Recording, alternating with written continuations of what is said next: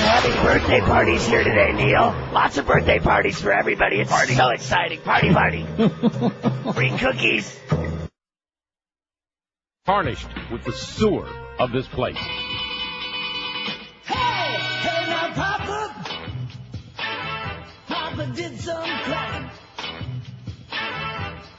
Had good lawyers. But I still did time. What a drag.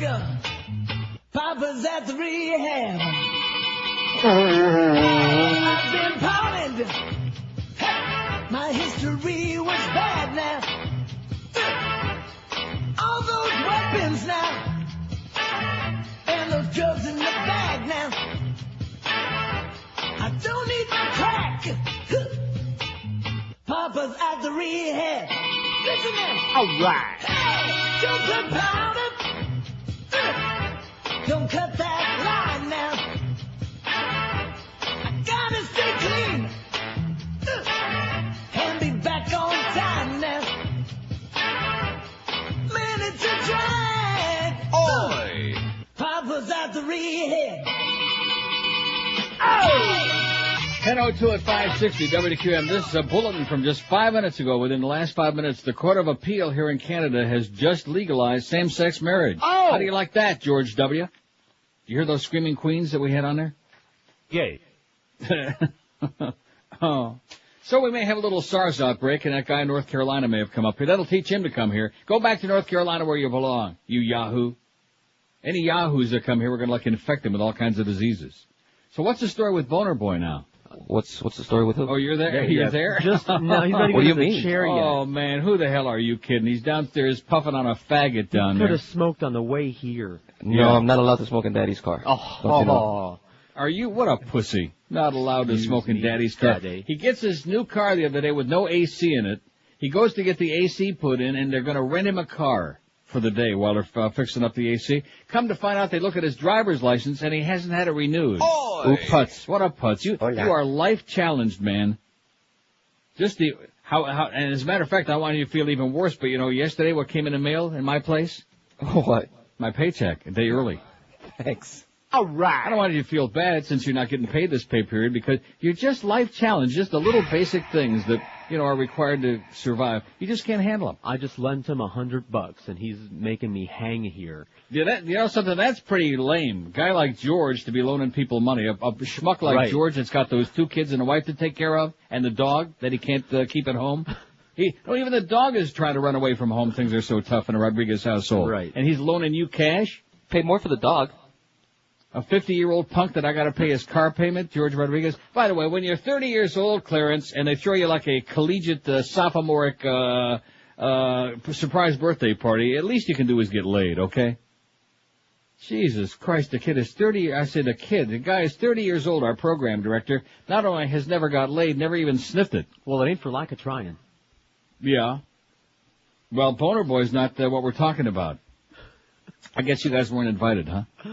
No, see, it was one of his college buddies that arranged the surprise party. And one of his college buddies. See, what did I say to you before the show? I said sophomoric, collegiate. It's like a college fraternity mentality, these guys. He had Duff's number, apparently.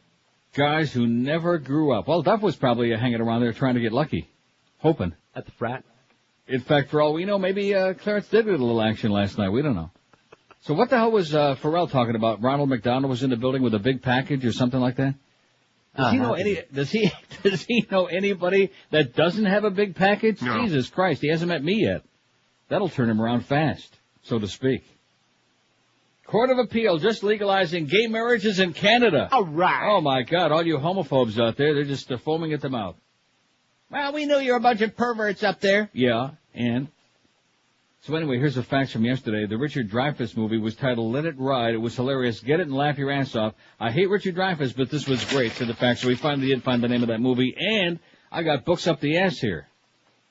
I have books up the ass. Rectum. Including the Hillary book, which I wasn't going to buy, but it was there. It was in a bookstore. I didn't go there to buy it. I went there to get me a new movie book, which I did. A big, gigantic, heavy one. Weighs about 400 pounds. But the Hillary book was all over the place, and there were nobody lined up to buy it here, as you can well imagine. This is Canada. Nobody's all that whipped up to a frenzy with a hype about Hillary. So we got 2 polls today about Hillary. Here's the first one, poll number 1. Should be up there right now. Oh, I guess we better do the one from yesterday. Do you see the results on this poll, Boner Boy? No. Of course not, because you're too busy downstairs puffing on faggots. 1,568 votes for an overnight poll. I think the Mozone is what really got the response just smoking yesterday on our website. We asked yesterday, who do you trust the most? 1,568 votes. Myself, 481. My spouse, 337. I trust nobody, 312. My parents, 191. Neil Rogers, 101. What a bunch of schmucks. My best friends, 58. George W. Bush, 51. Mo Howard David at 28. That's the gag vote. And my priest, rabbi, or minister. Not too much trust in their priest, rabbis, ministers. Collectively, they only had 9 votes. Not too much confidence in the clergy. Okay, here's poll number 1 for this hour only. Got it? Yeah. If the next presidential election was being held today, who would you vote for? George W. Bush or Hillary Clinton? Pretty simple, huh? I don't know if I understand that. Let me draw you a diaphragm. Then we get this yesterday at the end of the show. Let's see. You're watching the CBC News Dispatch says, I saw they're going to pass along the limits of how much you can contribute to a party or candidate in Canada.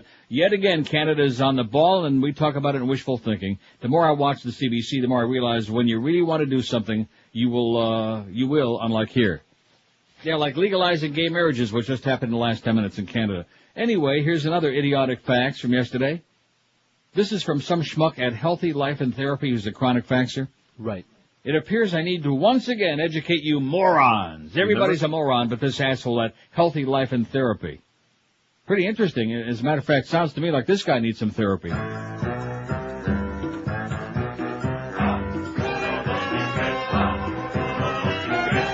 He says, in your list of favorite movies, you list Godfather 1 and 2. The educated fact is the name of the first movie is The Godfather, without the 1. You should know the correct name of your favorite film, morons. Well, I do know the correct name of my favorite film. It's Magnolia. But anyway, see, that's just for reference purposes only, so people know the difference when they cast their vote. That's all. We're not interested in being like, 100% accurate and nitpicking like some asshole that works for Unhealthy Minds in Therapy or whatever that is. About 2 lines on there. So now comes the obvious question, since Boner Boy's having all of these problems. Did he watch the movie last night? Did he do his homework assignment? Thought it was supposed to be for Wednesday, according to George. What? George gave me a deadline of Wednesday. You were supposed to watch Magnolia last night. He said he had to take it back today or send it back or stick it. Don't have to have it back till Wednesday. I see. So in other words, tonight is the big night? Yep. Oh, brother. Unless something happens with my car. Huh? Unless something happens with my car. What the hell has it got to do with your freaking car? You got more goddamn excuses, man. I don't know. It's a good thing George don't depend on you for drugs. Good God. No, seriously, he'd be going through withdrawals. We'd have to play the Requiem music all day long. Well, let me just give you a little hint from Magnolia. Little taste. I saw Donnie Darko yesterday. The ending blows. Thanks for the warning. Pretty good, but not worth watching because the last 5 minutes. Yeah. The last 5 minutes blow.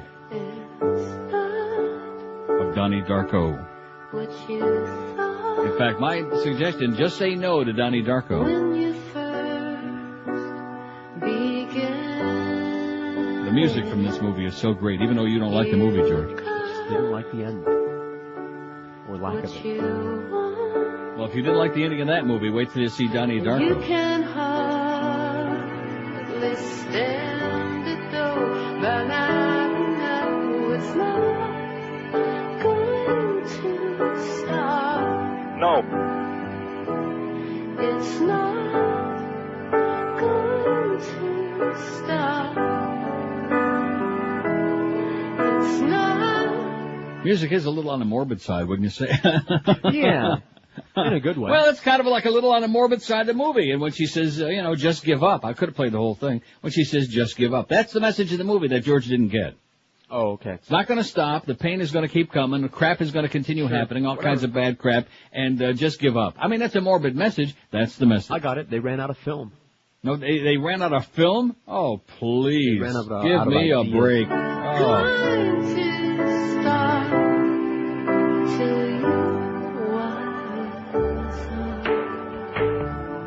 Okay, I just cast my vote on the poll. The poll is up. And let me say this to you, okay, as far as Hillary is concerned, because our main poll, which starts next hour, here's that question. Which of these do you think best describes Hillary Clinton? And like a word or a phrase, I've got the 4. I didn't write one on there yet. Ice princess, opportunist, carpetbagger, or lightweight. And the first 4 votes are 50-50. I mean, just like in a matter of seconds there, we got 4 votes on there. 50-50 between Hillary and George W. if the election were today. Because she's lying through her teeth. You know damn well she wants to run. Maybe not this time, but certainly in 2008. Yeah. She's lying through her teeth. They all say that. See, and I'm trying to come up, and I'm sure the audience will. We probably have some Hillary lickers out there, but, no, I know the thought is grotesque. But, I mean, I would vote for her against Bush. I'd vote for anybody against Bush. I'd vote for a bufo toad against W, just to protect us, keep us going. Right. But, that having been said, I don't see what the big simus is with her. Can you explain it to me? I think it's a woman thing. It's a she was married to Bill thing. Yeah. That's it. I think there's a segment of the population out there that thinks if we can stick her back in, it would be the closest we can get to having Bubba back. That's it. By association. Don't we want our Bubba back? Come on, let Sarah out. We want her back.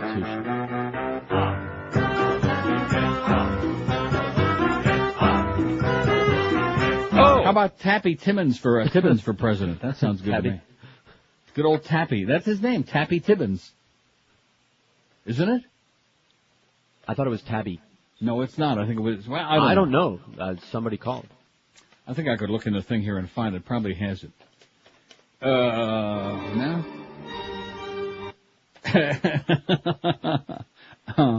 Duff, don't go see that movie, Duff. You're too much of a basket case. You've got emotional cripple. This is not a movie for emotional cripples to be going see. Oh, I'm sorry. We're talking about movies again? Ooh, don't do that. So Donnie Darko really was very disappointing, the last part of it. Just, see, a lot of these movies with this rewind stuff, and thanks very much, the Easter egg people out there, for telling me about Memento, which I did figure out how to watch it from in chronological order. I haven't done it yet, but I have done the mechanism to make it work, which I see how you do it.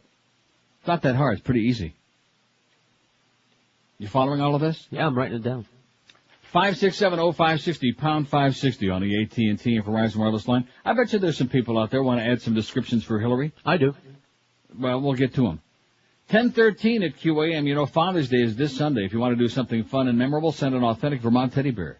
Choose from over 100 great bears for Dad, tailored to his job or hobby, like the handy bear, the fisherman bear, or the business bear with Dad's name on the briefcase. Even if you think your dad isn't a teddy bear kind of guy, a Vermont teddy bear will bring out a reaction you'd never expect. He'll love it.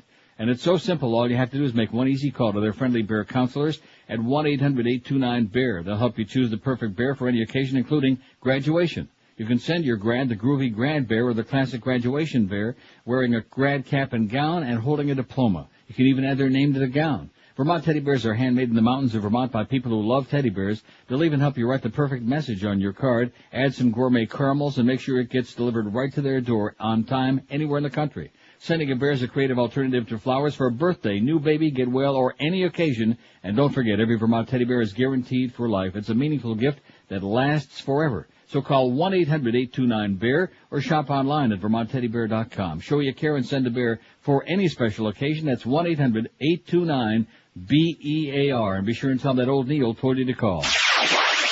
Live and local. This is Sports Radio 560 QAM. MORON.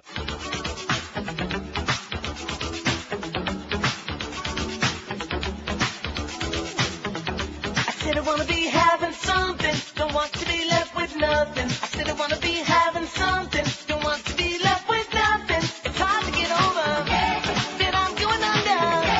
I'm stuck in the middle. I'm a lawyer's call. When my spending days are over, buying up everything that I found. I don't wanna be in the street. I think I'm having a breakdown. Someone please be trying, stop my soul from crying. No, I ain't just lying, saying bankruptcy is really something. I said I wanna be having something, don't want to be left with nothing. I said I wanna be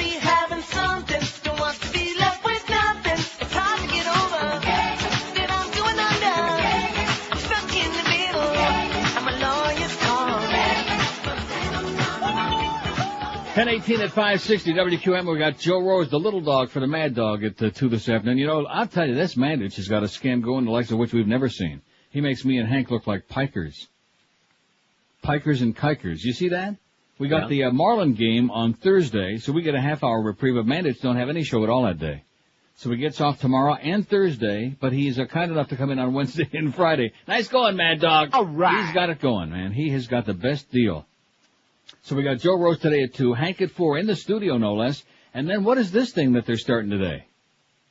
QAM Rewound, the best of QAM from 7 to 7:30 before the Marlin on deck stuff and the Marlins at the Brewers. Eddie K after the baseball game and Joe and Mark overnight 2 to 5 until Howard drags his ugly old ass in there.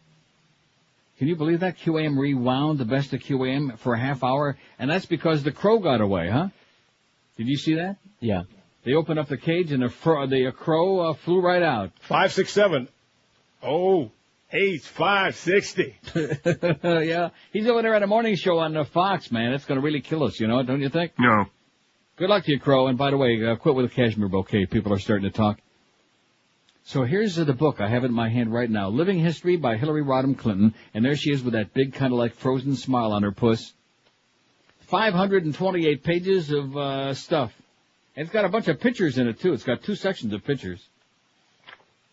There's the one with Monica crawling around under the desk in the Oral Office. That's kind of cute. And, here's one with Bubba in the Oval Office, and Chelsea is like leaning on his shoulder with kind of like a real ugly look on her face. In other words, looking natural. Boy, she is grotesque. What other kind of look can she generate? The Amy Carter look. Wow. Good golly, Miss Molly.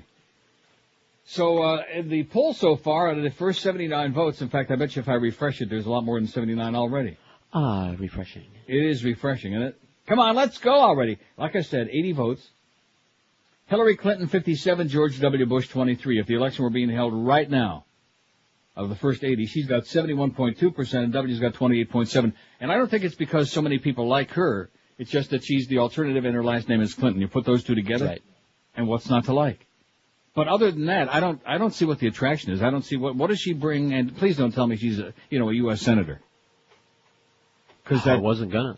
Okay, well, somebody would. I mean, what does she bring to the table? What does she got? Hype. Other than she's not Bush. And why were those thousands of people lined up at the bookstores waiting breathlessly I mean, I'm a hypocrite. I got the book right here, but only because I do this show. If I didn't do this show, and probably the likelihood is I'll never read it anyway. I have an answer. I mean, I leafed through it last night, and what's the answer? Blowjobs. We're getting blowjobs from Hillary? I think I'd pass on that. No, it's about I'm pretty Hillary sure even you'd about pass on that. Oh, yeah. Let's see. Here's, nobody agrees with you more that Bush massacred all those little innocent children, but it's not like we did it and should be forced to look at the images every day as a form of punishment. I would like to respectfully request you take the gruesome pictures of the kids off the website from a daily visitor, Faxer and Kendall. And the answer, Faxer, Teddy, and Kendall is no. See, if you don't want to see those, all you have to do is click where it says feature stories at the top, and doesn't it go right below all of those? Yes, it does. Yeah, it takes you beneath those. So if you're one of those people who's... no, we want them on there. Because for some strange media, the American media, for some strange reason, they don't want to show anybody those pictures. All we want to see is that wall of heroes on MSNBC, and here's Joe Smith from Ypsilanti, Michigan, and his lovely wife and their 2-month-old child. Yeah, there you go. And so that needs to be on there. Don't give us directions what to put on there. Our website is so phenomenal. And did you see that we had 1/3 hits on the website yesterday? All right. Did you see that? No. Well, that's right. He hasn't seen anything yet. No, he hasn't seen anything because he's too busy out there smoking a bunch of faggots. The only really good line in Donnie Darko, and I'm not saying it was a bad movie, but the ending was just no good. No good. Made you feel like, that's it? That's it? That's what happens here after all of this? There was one cute little line where the high school kids are out there and they're smoking. And one kid says to Donnie Darko, he says, "Ain't that some good Schmidt?"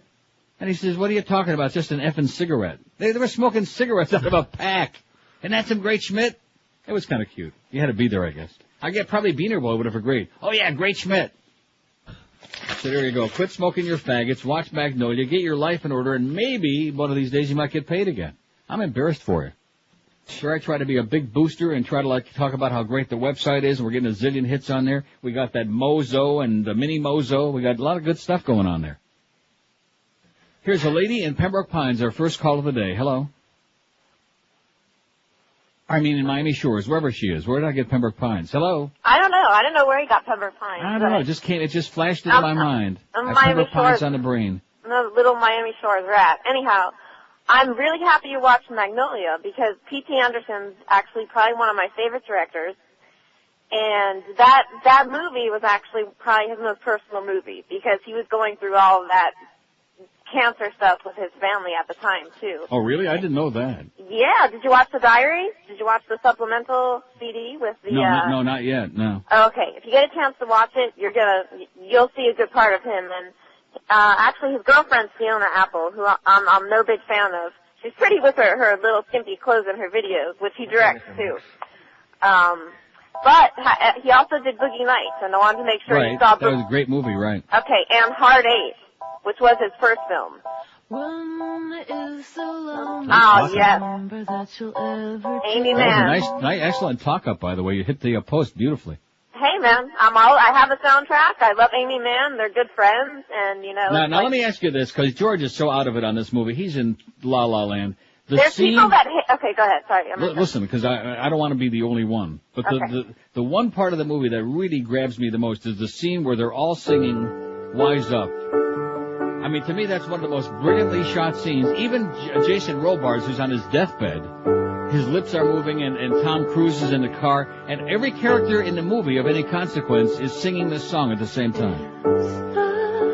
You know what I'm talking about? Yes, what you got? And then they get to the end, and I know the words. And the little kid says, he's mouthing, give up. And it's just, that's the movie. That's what it's all about. Oh my gosh, it's absolutely magnificent. And the last movie he did, which I'm upset was Punch Drunk Love. Okay, I hate Adam Sandler.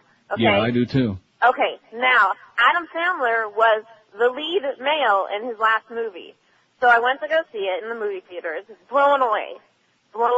Really? Like I have respect for the boy now. Well, what is it called? It's called Punch Drunk Love. But the weird thing is, it was out in the theaters ages ago, and movies that were out after that are out on DVD. Right. But Punch Drunk Love, it's in limbo somewhere. Maybe they're making a souped-up Criterion collection. Who knows? Mm-hmm. But you definitely have to check out Punch Drunk Love because it didn't get any respect in America. In Europe, it was like praised. They're like, he got a bunch of awards, best director at Cannes, and. Paul Thomas Anderson is a genius, make no mistake about it. Oh my God, absolutely.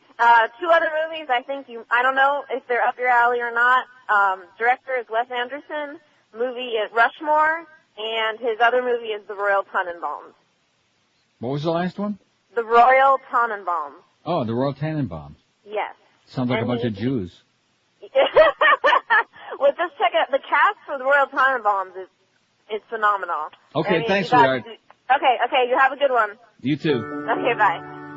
When you first began. So Beaner Boy's going to watch Magnolia tonight. I guarantee you, if he doesn't agree with me, it's one of the great movies of all time. He'll probably never get paid again. 1027 at 560 WQAM. Tom Lehman and General Sales Manager Joe Prieto at Hallett Pontiac GMC are obsessed with this show, with the people who listen to it, the people who hate it, everybody connected with it, and of course, those of us who work on it. They love us like crazy. At Hallett right now, check out the area's biggest selection of 2003 GMC Envoys, Envoy XLs, Yukons, Yukon XLs, and Denali's, and nobody in town, nobody in the universe has got a bigger selection of these great vehicles than Hallett. And they also always have a stupendous, dependable selection of pre-owned cars, trucks, and SUVs. And by the way, Beaner Boy, just about all of them have air conditioning, too. And if you have really crappy credit, if you don't get paid on payday like some people we know, don't worry about it, because they'll want to find a way to get you a deal. In fact, that's where you should have got you a car. Schmuck. Oops. Yeah, oops.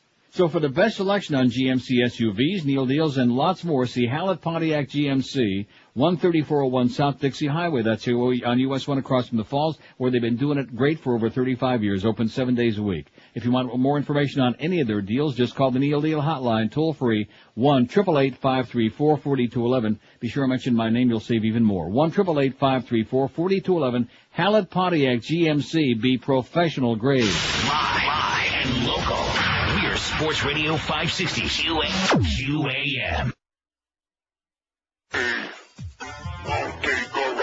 If you like Monster Garage and Junkyard Wars, you'll go ape for the new show on Animal Planet, Monkey Garage. The show that puts dangerous power tools in the hands of angry primates. This week, Bobo and his team of master monkey mechanics have only 5 days to turn a Geo Metro into a ground-pounding, wheelie-popping space shuttle. Watch the feces fly on Monkey Garage. Wednesday night at 9, 8 Central, Park Zoo. 37 cases of monkeypox. Beware, I'm just mentioning that in passing. Okay, there's all kinds of crap out there waiting to get you. 37 cases of monkeypox in the U.S. Got any there yet? No, but you will. Early in the day yet. Okay, so anyway, here's the story. Actually, I have it in my hand right now. Canadians witnessed a landmark decision from the Ontario Court of Appeal today. The court has ruled that the right to wed should be extended to same-sex couples in a ruling that basically says Canadian law on traditional marriage is unconstitutional. The existing common law definition of marriage violates the couple's equality rights on the basis of sexual orientation under the Charter, reads the ruling. On top of all that, the court said the current definition isn't valid and that the law has to be changed. The City of Toronto clerk has been ordered to issue marriage licenses to the same-sex couples involved in the case. How do you like that? All right. Fags getting married in Canada. Pot laws being loosened up. Little decriminalization action going on. As we continue moving into the something. 15th century at least. While America continues taking gigantic steps back. What am I going to do with this Hillary book, huh? You turd. What am I going to do with it? Doorstop. Yeah, it would be a good doorstop. It's pretty heavy duty. How much did I pay for this piece of crap? Oh, I don't even want to know. I'm scared. I'm scared to look to see how much I paid. Huh? Where the hell is the price? They probably try to hide it. I wouldn't blame them. Oh no, $44 Canadian, $28 US. Oh my God. $44 for this piece of crap. Oh God. You could keep it in the bathroom, and then if you I don't like her. I think she's as phony as the day is long. Yeah. I don't think she's got any qualifications to be a senator, much less to be president. And she's riding on Bubba's coattails and all this bullcrap about she was just devastated when she found out about Monica. Is there anybody who believes that? No. Except the simpering women. You'll notice that the people who were lined up for the book the night before last, all women. Yeah. Oh, yeah. What is wrong with the women of America between the Oprah business and the Hillary business? How much time you giving me? And you see that on the web, they have a website to support Martha Stewart. She got 6 million hits yesterday. Yeah. 6 million hits from women just sucking Martha Stewart's ass. Oh, yeah. What is the story here? How much time you giving me? 567-0560. A lot of time because we're sure not getting a lot of calls. It's going to be just like yesterday all over again. I have no idea why. We're trying to fill out our main poll that we're going to be taking during the next hour. Which of these do you think best describes Hillary Clinton? A word or phrase? Your take? So far we got Ice Princess, Opportunist, Carpetbagger, and then I added lightweight. Because to me that's she's a lightweight. She's what has she done? Was she one of those people that spoke out against the war? No. No. As a matter of fact, I can remember seeing her with Chris Matthews on Softballs one night on whichever one it is. And she was like having a debate with somebody and basically saying the same thing that the person on the other side was saying. Just like almost all the Democrats were doing, covering her ass, covering her big, disgusting, pimply ass. But we love Hillary, and look at that, 170 votes if the election were right now, 119 for Hillary and 50 for George W. 70% for her, only because she's not him. She's a buffer. And you know what? The family needs lots of buffers. Here's Miami. Hello. Hey, Neil. Yes, sir. Good morning, sir. How are you this morning? Great. Are you looking for nicknames for Hillary? No, not nicknames. Words or expressions. It could be a nickname. That would be okay. Well, I got a few of them, but I think the one that describes her best would be Headless Hillary. Think about it. Think about it? Yeah. I get it, but... What does that mean? She doesn't give head. Oh, a headless Hillary. Oh, so lame. So, no. 567-0560, pound 560. I think these must be some of the people that were at Clarence's surprise birthday party last night. Don't you? Although I shouldn't knock it because that lady was very good talking about Magnolia. She was great. Oh! All right. Oh!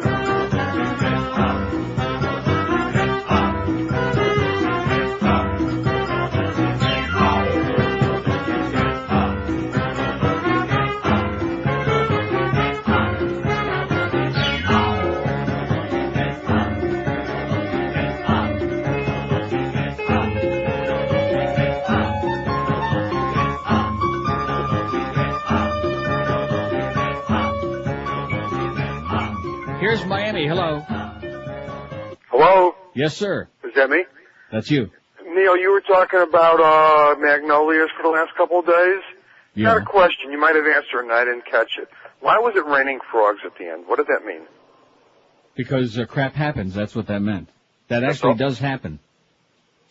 Thanks. I mean, did you watch the whole movie? Yeah, I did. I enjoyed the movie. I thought it was very well done. And did you see in the beginning where they had the narrator describing some bizarre things? There were like 3 different things. They showed the kid that jumped to commit suicide, and his mother shot him, accidentally fired the shot out the window and killed him. I saw it too long ago. I just don't remember it that well. Well, that was the point, that bizarre things happen all the time, every day, and it's in the same with the raining frogs and toads. That happens. Thanks. Okay, you bet. See, there you go. 567. Okay, Mr. Mix. 0560. Pound 560. And I'll tell you one thing about the soundtrack for Magnolia, is it's kind of like a bonus because both of the songs were in the movie. Yeah. We're back. Ready for round 2. There's our favorite dead game show host. Right. Do I ever love Supertramp? Early morning yesterday. You get that, and also no extra charge. So I'd say that my Magnolia soundtrack probably was a better investment than the Hillary book, Living History by Hillary Rodham Clinton. No, I mean, I got it sitting here, and it's like, it's just heavy. Although I will say this, because the main reason I went to the bookstore was to get another movie book to get rid of that damn, what's that other thing called? The Hound, Movie Hound? Whatever that thing. No, but the one that I had before, that British one. I hate that Oh, thing. yeah. So this is called Video Hound's Golden Movie Retriever.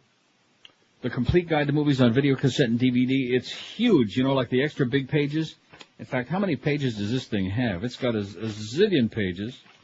I don't even know if they number them. Like 1,500 and some odd pages.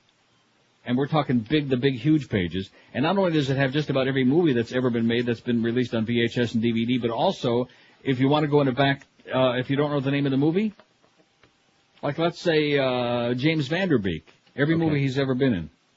Jay and Silent Bob Strike Back, Texas Rangers, Harvest, Varsity Blues, I Love You, I Love You Not, Angus. And, of course, it doesn't have yet in their Rules of Attraction because that was too new. You see that yet? No. What? I'm scouring the cable. You guys talk a big game. You talk a good game, but in the meantime, what's the story here? Still way ahead of some people. Well, way ahead with what? With numbers of movies seen, especially on the list that we've got down on the list.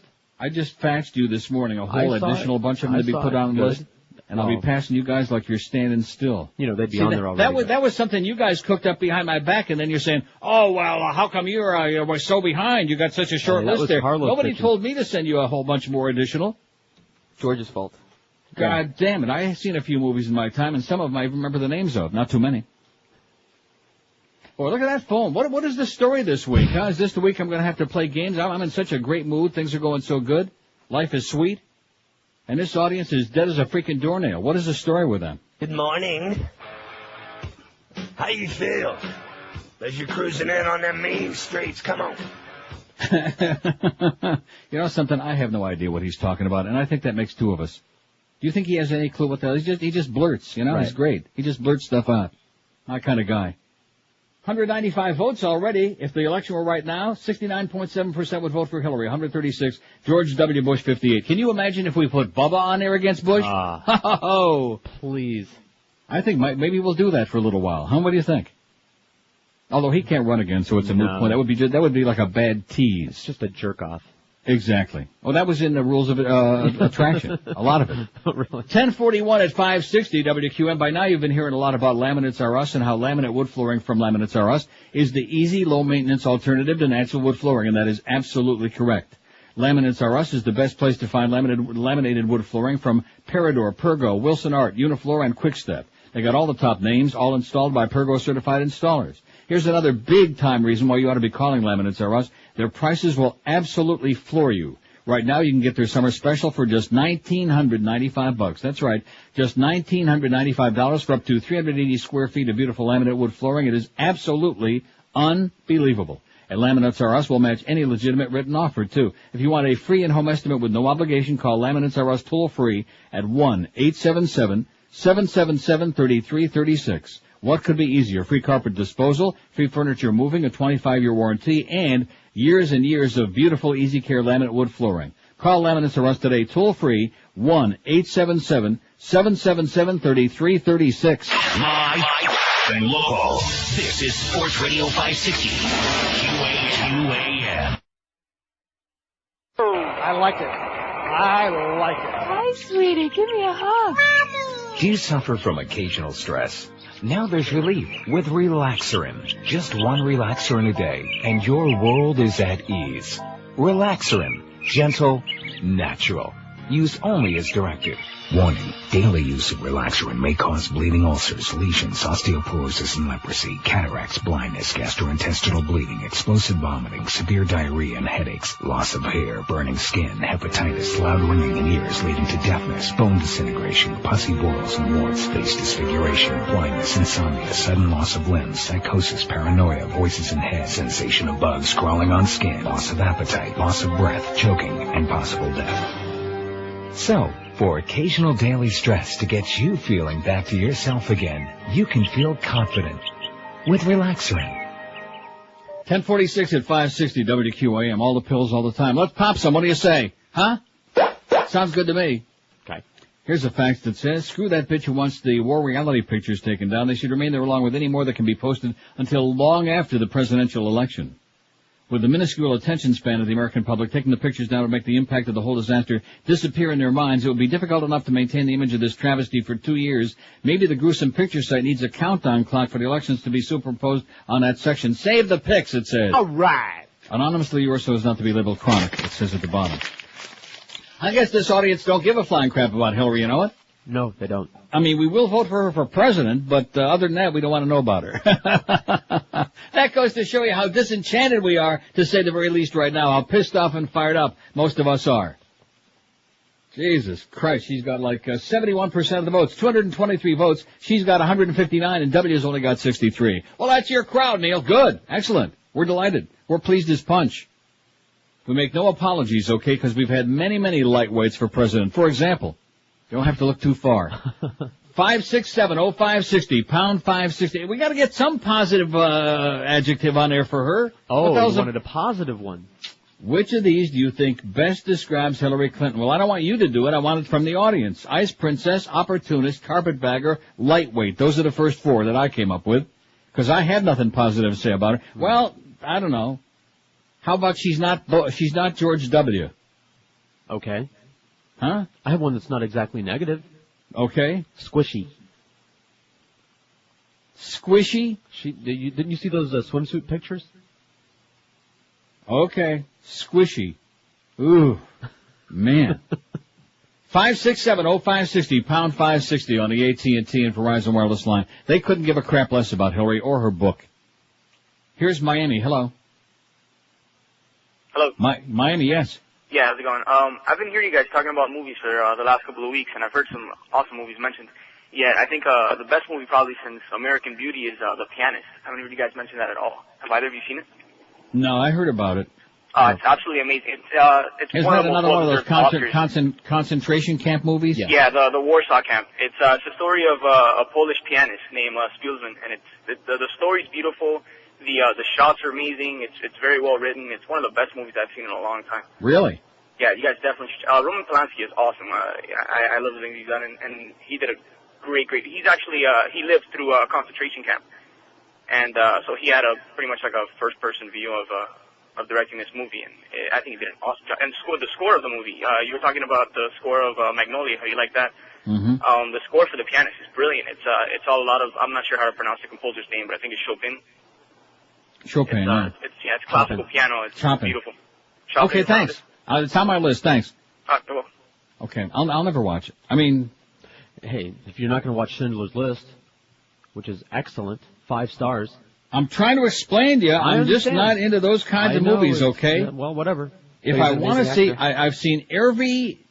Well, maybe not every, but I've seen most of the WW2 documentaries, all the Hitler films, the concentration camp. It ain't the same thing. It's just, that's the backdrop. It's about this guy, Schindler, and what he does. What does he does? Save a bunch of Jews. Oh, well. Did he save Sarah? No. Well, she's there. Didn't save Sarah. Couldn't save her from herself. How about Harry? Did he save Harry Goldfarb? No.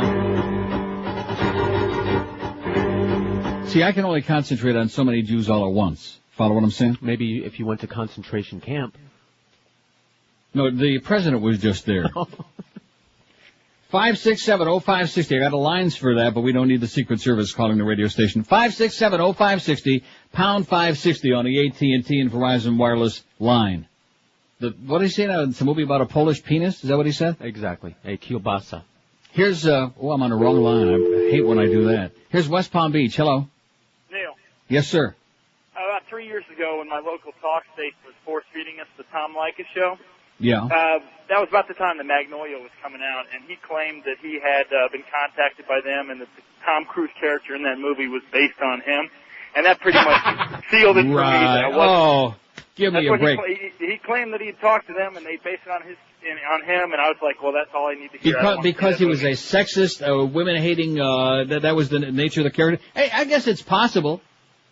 Because I don't know any other talk show host who's made his entire livelihood based on hating women like Leykis has done. I mean, how does that guy keep an audience? I mean, he must have some pathetic losers listening to him that just want to blame somebody for their own pathetic lives. There you go. Anyway, I'm done. Thanks, pal. Tell Tom to get a new motorcycle jacket already, will you?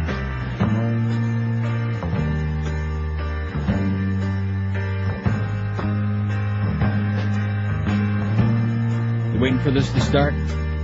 I got time. No, it's instrumental. It's not going to start. 567-0560, pound 560 on the AT.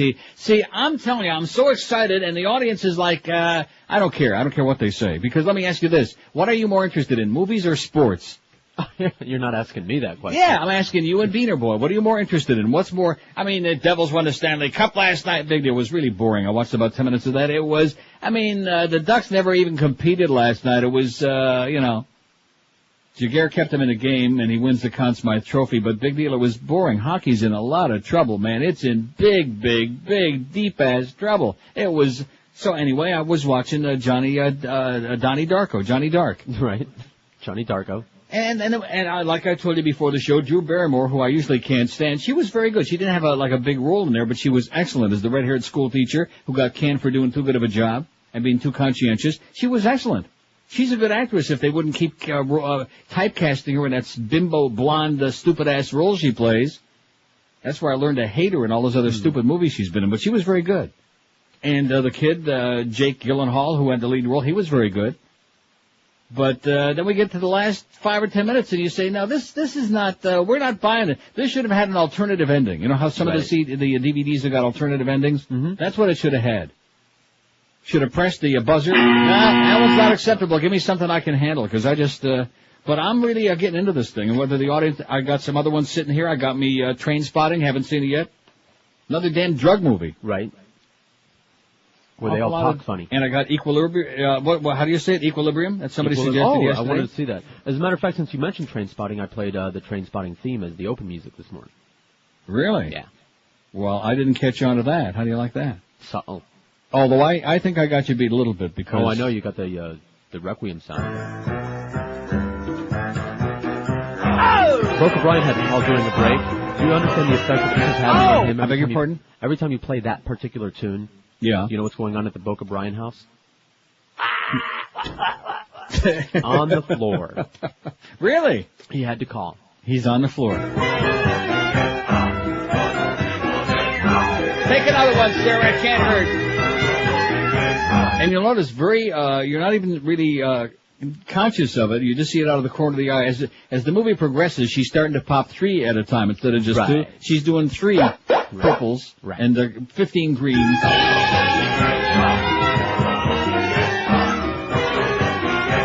And see, if it weren't for the fact that we fell into this a few weeks ago, I never would have seen any of these, and that would have been a tremendous bad deal. Let me ask you Equilibrium has got Christian Bale, who was so great in American Psycho. Right.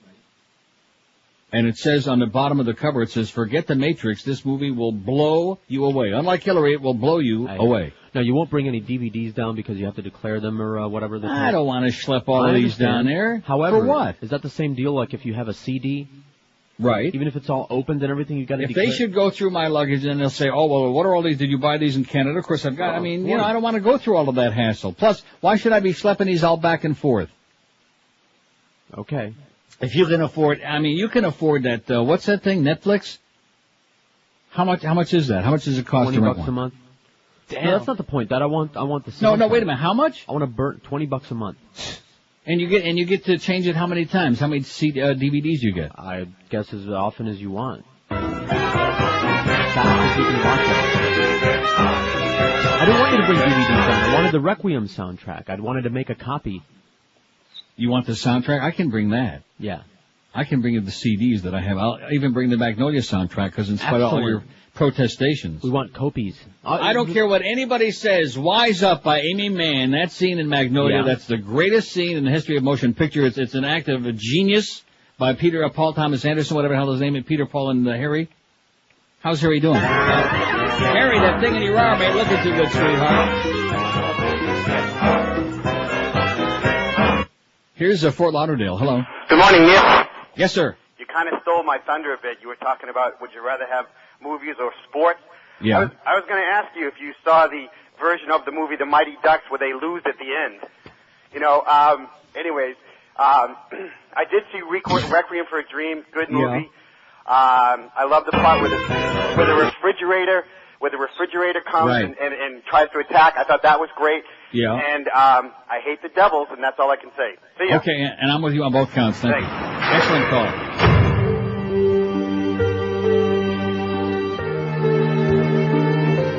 This is when she was cleaning the kitchen rather frantically. Remember that? Yeah. She was cleaning up a store, man. I bet the kitchen was spotless. Speaking of popping good stuff in your puss, for years I've been telling you about something. I took some this morning again, Oleomed. Oleomed soft gels contain pharmaceutical-grade olive oil. Not just your pedestrian olive oil you can buy in a supermarket like in a bottle on a shelf, but super concentrated olive oil loaded with health benefits. Oleomed every day can help reduce the risk of heart disease and high cholesterol. Plus, there are 14 different Oleomed formulas that you can choose from, each one combining the finest olive oil on this planet with vitamins, minerals, and herbals to support specific health needs, from your bones to your blood pressure to your immune system.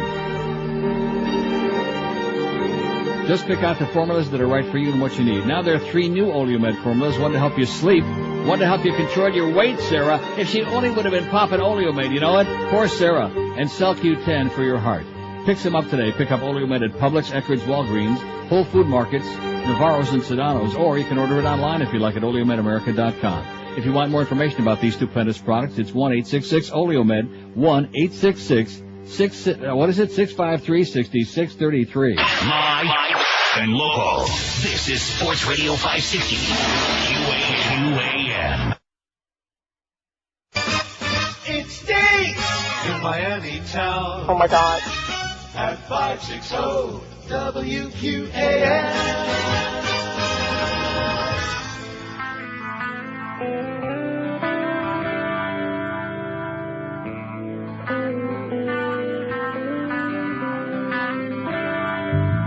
There's a man who's in my family who's somewhat hard to please.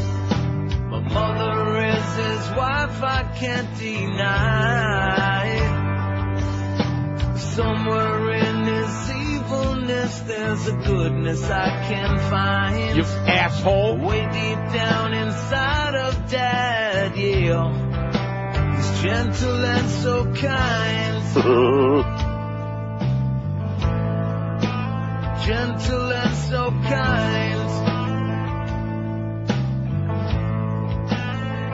To the man who had affairs with all those other broads, who torched down our house and then shot my dog, who spent so many nights in trouble with police, who did his 30 years in a penitentiary. I know I let him down when he wanted me to be the sacrificial gift for a Satan worshiping, who left me for dead in the middle of nowhere, who tried to shoot me twice.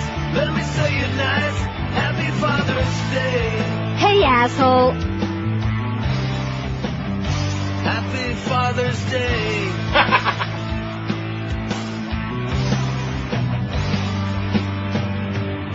Happy Father's Day to all the good dads out there in the audience, all for you. 11:03 at 560 WQM. We asked that before on the show, but nobody ever responds why mothers generally are so much better parents and fathers, generally speaking, tend to be a disaster. Is there any special reason for that? No, I don't know.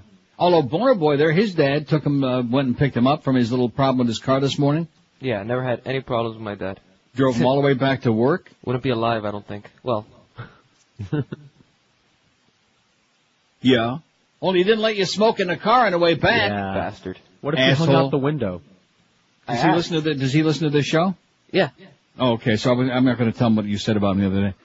567-0560, pound 560 on the AT&T and Verizon wireless line. Clinton laments politics of personal destruction as she hawks her book. She's hawking it. We got to have something positive on that poll. But as a matter of fact, are we supposed to put that up there now? Yeah. Oh, yeah. No, I think this hour what we'll do is Bill Clinton against that. No, that's just, that would be cruel, you know. Fantasy. Well, what's the point? What would be the point? If we had 600 votes and Bill Clinton was running against George W., you know how many votes Bush would have? 9. Yeah, maybe, if he's lucky. That's why so many people are jumping on the Hillary bandwagon, because that's the closest we can get. And a lot of people are thinking, well, if she did get elected, he'd still be pulling the strings behind the scenes, you know? He'd still be pulling it. She'd be busy with Janet Reno and her friends. I just don't get it. I mean, I look at her and I hear her speak and I see the whole deal and I just, it leaves me limp. Kind of like she left her husband limp. I mean, can there be any question about that? No. I mean, he was always a womanizer, a whoremonger, and what the hell's wrong with that? But in the meantime, there must have been something missing there at home. She's a green persimmon-sucking bitch. Ice princess bitch. Right. But other than that, here's Miami. Hello. Hello. Yes, sir. Neil. Yes. Yes. You were talking about Hillary this morning, and you wanted a phrase or something to associate with her, I thought. And I thought of one that was appropriate. Yes? Let sleeping dogs lie. No? What does that mean? Let sleeping dogs lie. Take lie either way you want. Lie or lie. Woo! I'm having an out-of-body experience. Woo! Man. I thought that the headless Horman or whatever the hell I won before, I thought that was bad. That was sensational. A word or a phrase that best describes Hillary Clinton. Is it, you were joking that it's too difficult? Yeah. No, I wasn't joking. Oh, my God. I think we've pushed them over the edge. 2 purple pills at the top of each hour. That'll help you out. That'll get you right up till 2 o'clock. Don't forget Joe Rose for the Mad Dog today, because we don't want to overwork Mandich. 286 votes. If the next presidential election being held today, who would you vote for? Hillary, 203. W, 82. 71% to 29%. Not even a contest. A rout. A runaway. Oh! And the best part of it is, most of us who voted for her, we don't even like her. Right. Do I dare read this before do I dare read this cold, what you just faxed me? No. I don't? No, because it's a bunch of jokes. They're not all that good. Oh, they're stupid? Okay, well, why are you faxing them to me then? Some are good and some are not. You choose. No, I don't want to do jokes today, okay? I want to get heavy duty. I want to talk about Magnolia and Requiem all day today. And how come nobody called to say, gee, we're surprised you didn't like Donnie Darko? On that IMDb list, it's rated number 88 of all time. And that, of course, is by the people who subscribe to IMDb or diddle around on it, who give their opinions on it. 88 of all time is Donnie Darko. And I guarantee you, if you want to get it, go ahead, but there are many on the list way ahead of that. I'll watch it for free, maybe. Maybe. And I'm not saying it's bad. And why did you fax me all these stupid jokes? Jesus They're all Christ! the same part of the same facts. Jesus Christ! God damn it! I'm going to start doing drugs, I think. See, I think that's what this is all about. I think that all these people recommending all these drug movies, because every movie I'm watching lately, that's all it's about is drugs. Donnie Darko? Well, that was a little about drugs, not really heavy duty. It was kind of like when they were smoking cigarettes, pretty heavy schmidt. But Train Spotting, you can see just by the cover of this thing that this kid either he just came out of the swimming pool with his clothes on, or he's having a little bit of a problem, The latter. Have you seen this Train Spotting? Yeah. Yeah. And you liked it. Well, of course you liked it because you're both druggies. And I like the Scottish, Irish scumbag genre. I thought it was really well done. The Scottish, Irish scumbag. Well, that didn't leave too many out. Don't forget the Scots invented golf and kilts and those long stockings that come right up to your crack. Rectum. Here's the facts from Richie in Coral Springs. At the end of last night's game, wait a minute, Richard, I'm sorry. I don't want to say Rick because it might be Dick. Like in Rules of Attraction. You gotta see that. It's your kind of movie, I'm telling you. It's a no-brainer. It's guaranteed. You can't lose. What I saw, I liked the first half hour or so. Oh! All right.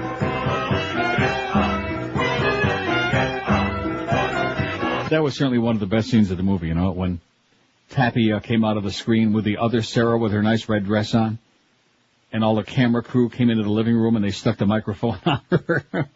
Get away from me! Who are you? What are you doing here? I don't want you here.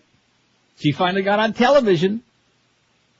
At the end of last night's game, 7 of the Stanley Cup, it happened to me again. Each year, no matter who wins the cup, I found myself tearing up. Oh, when Lord Stanley's Cup is presented. It's like Geldy this morning. I heard my 5 minutes of the Mo show this morning, and Geldy's going on, oh, the NHL sure got it right. They sure got it down. Got it going. That was his expression. They got it going with that Stanley Cup presentation. And I thought to myself, are you out of your mind? You're such a little sniveling suckhole, man. Who the hell are you kidding?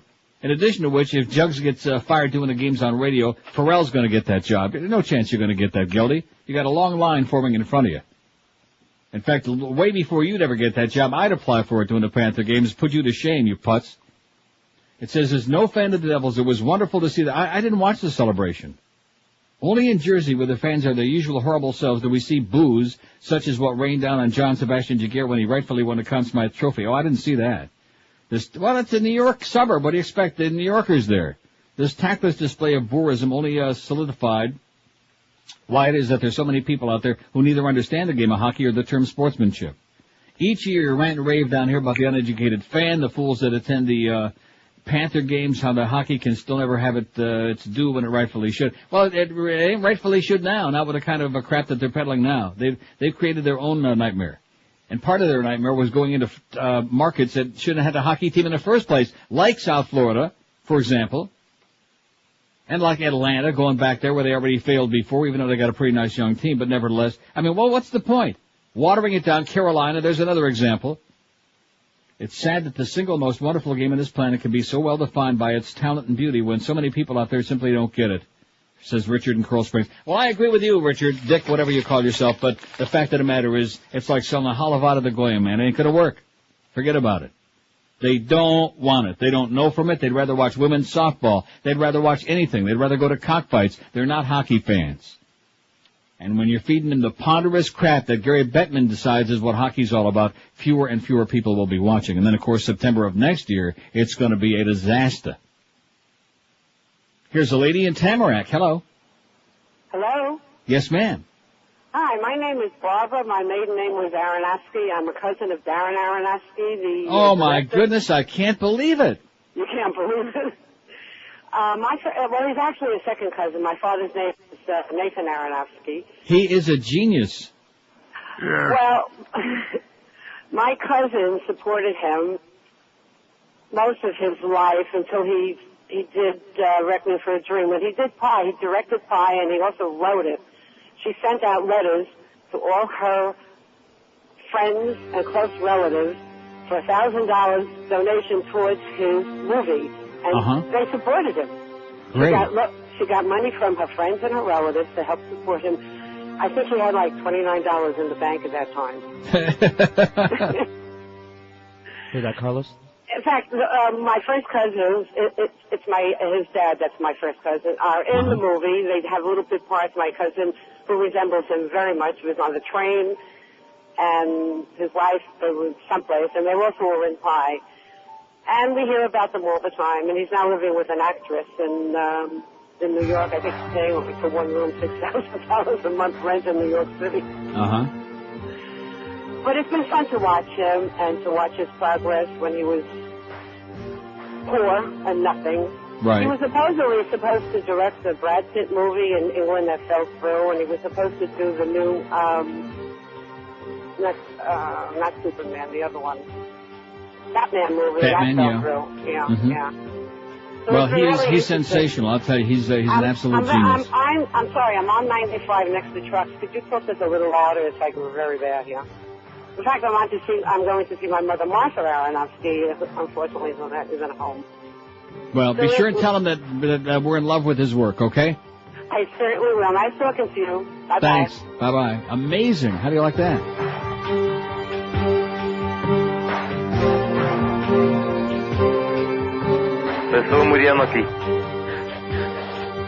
All right. 11:13 at 560 WQAM. Hurricane season's here. Before a storm hits, you put up shutters to protect the windows and doors of your home. But what about the roof of your house?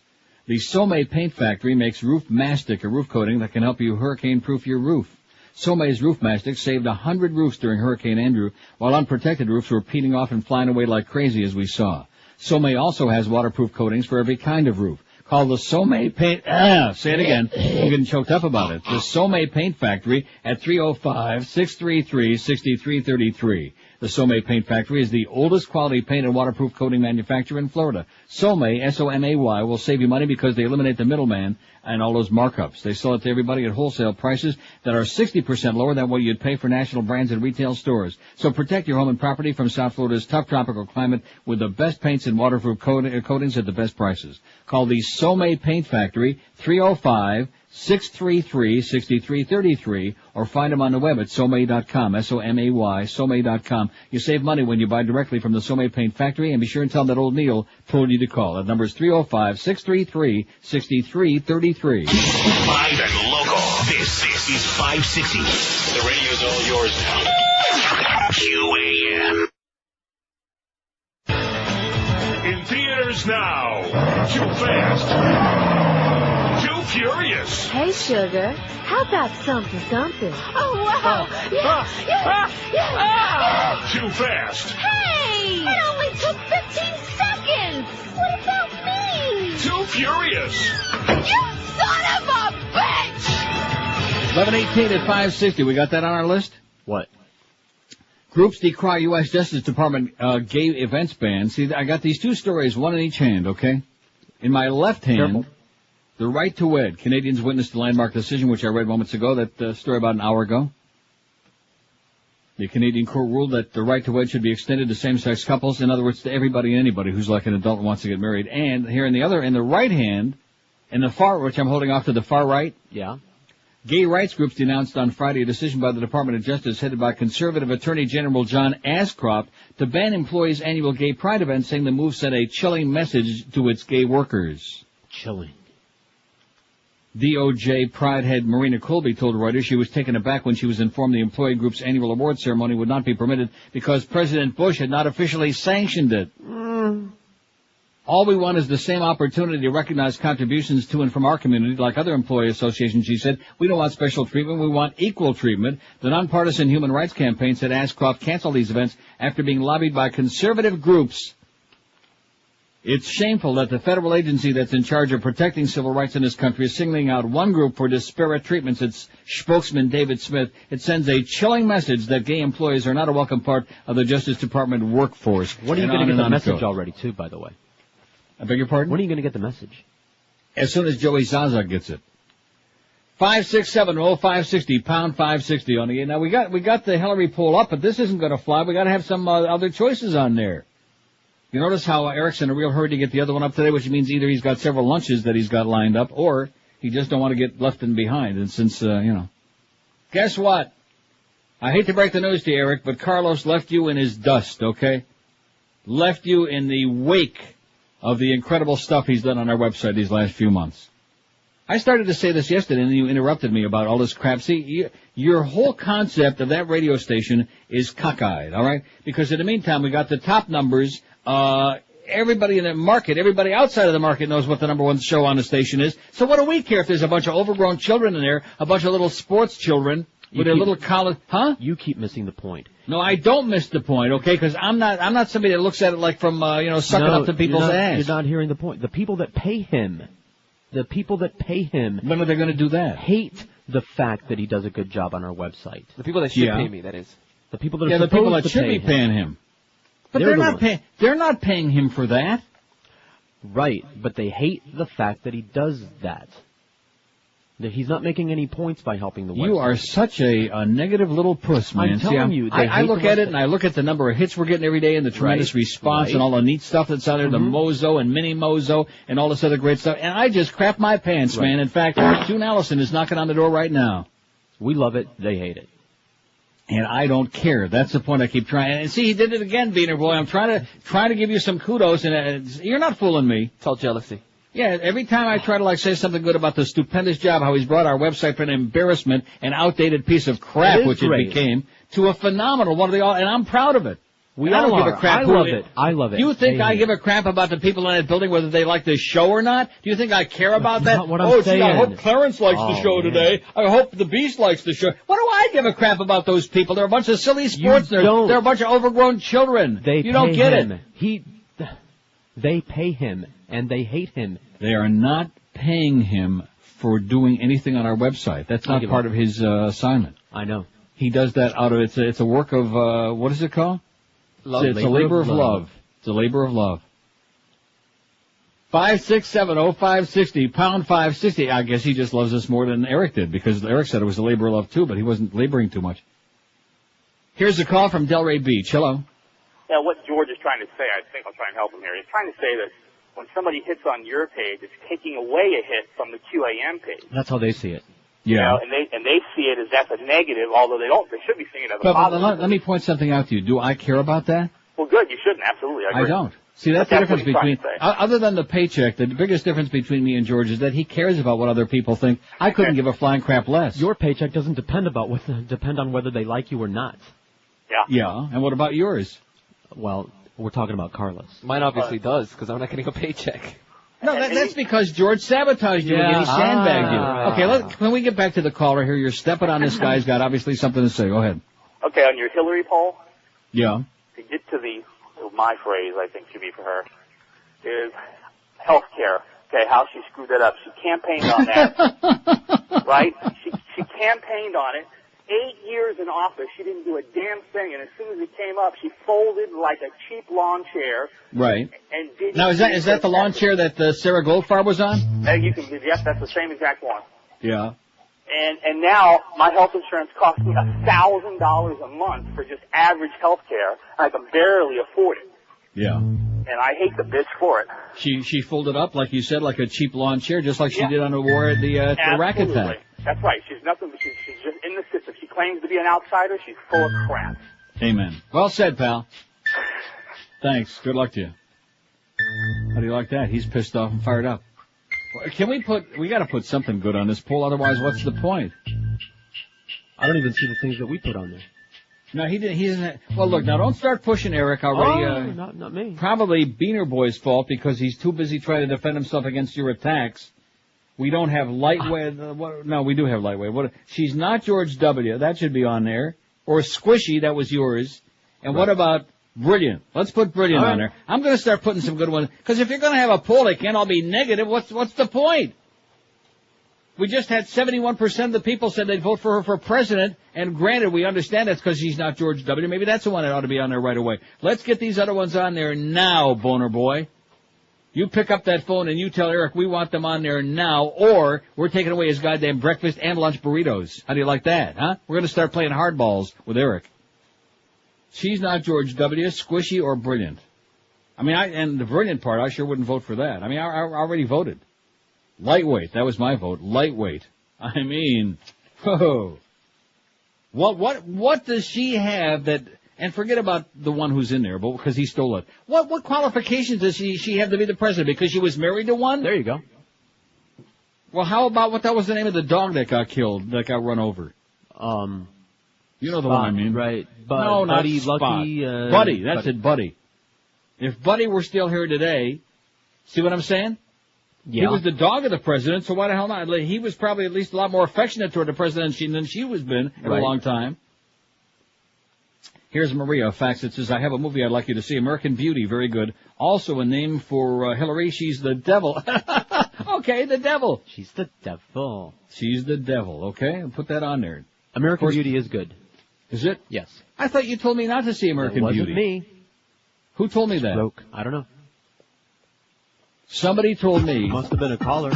I must have liked it. I must have been taking pills. Purple? Or green? And for Boca Brian, if he can get himself up off the floor one more time, please. He's another one wanting to make sure that you brought that soundtrack down. The soundtracks I'm bringing. Okay, let me do the break because we got some faxes here. Oh, here, she's a doll, a bobblehead doll. It says, these phone calls are driving me in the Mo zone. No Mo phone calls, please. I can't stop. Oh, bedtime stories all day. I'll pay to listen. Number one fan. Oh, 100% Jamaican. Jamaican guy. What the hell movie was it where there was a Jamaican drug dealer? Yeah, man. Oh, Rules of Attraction. You notice that every time there's a drug movie, there's always got to be a Jamaican guy in there because they're trying to make it, like realistic. That's why George is so happy to work in that neighborhood.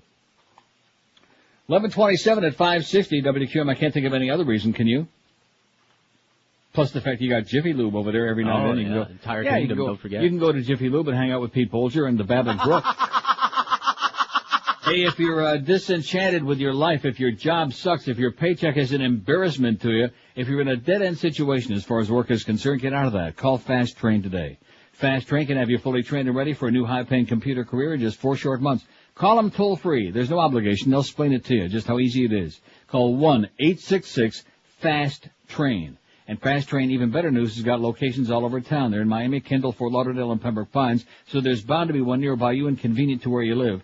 Call right now, 1-866-FAST-TRAIN. And don't forget, Fast Train offers job placement assistance, financial aid, convenient day, evening, weekend classes, so you haven't got any more excuses to stay in a crappy, dead-end job that pays peanuts when you can be just one phone call and 4 months away from a real computer career and a big fat one and a good paycheck, too. Jump on the Fast Train today and call them toll-free, 1-866-FAST-TRAIN. And when you call, be sure to remind them that Todd Dreck is really living up to his name. Or check him out on the web at fasttrain.com.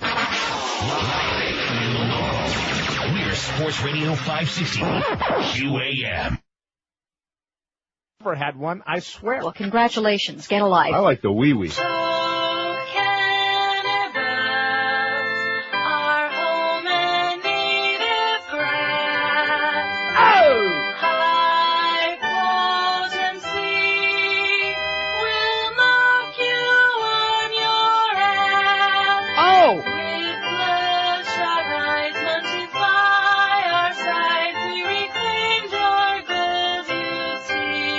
All right. It's a legal drug according to the good old IOC. Yes.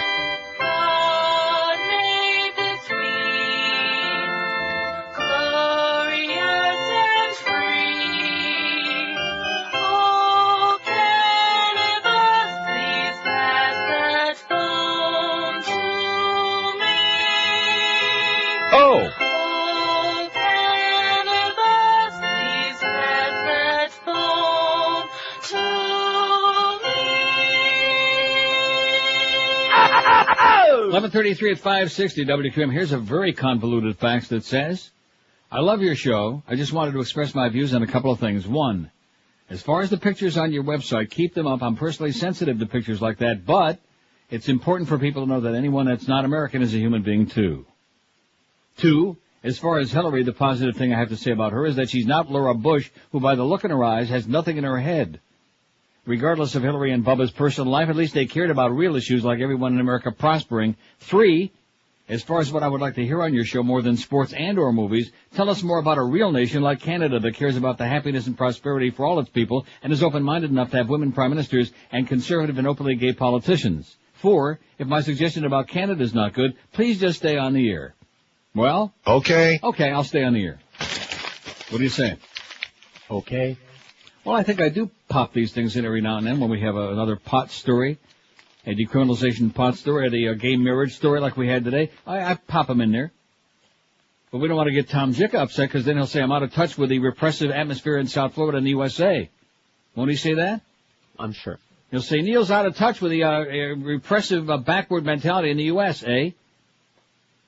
We got to do some more. This poll is getting me really aggravated. I like the other one better. Are we putting not Laura Bush on there? Nah, I don't care.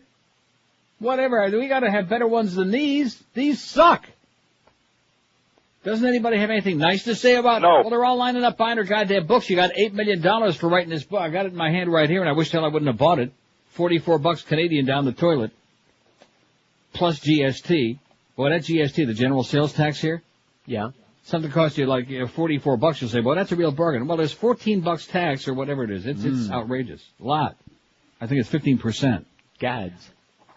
Yeah. Oh, yeah, the GST, that really got you coming and going. But it's great here in Canada, sweetheart. Whoever wrote the facts, it had to be a lady, didn't it? Yeah, it was probably Sarah.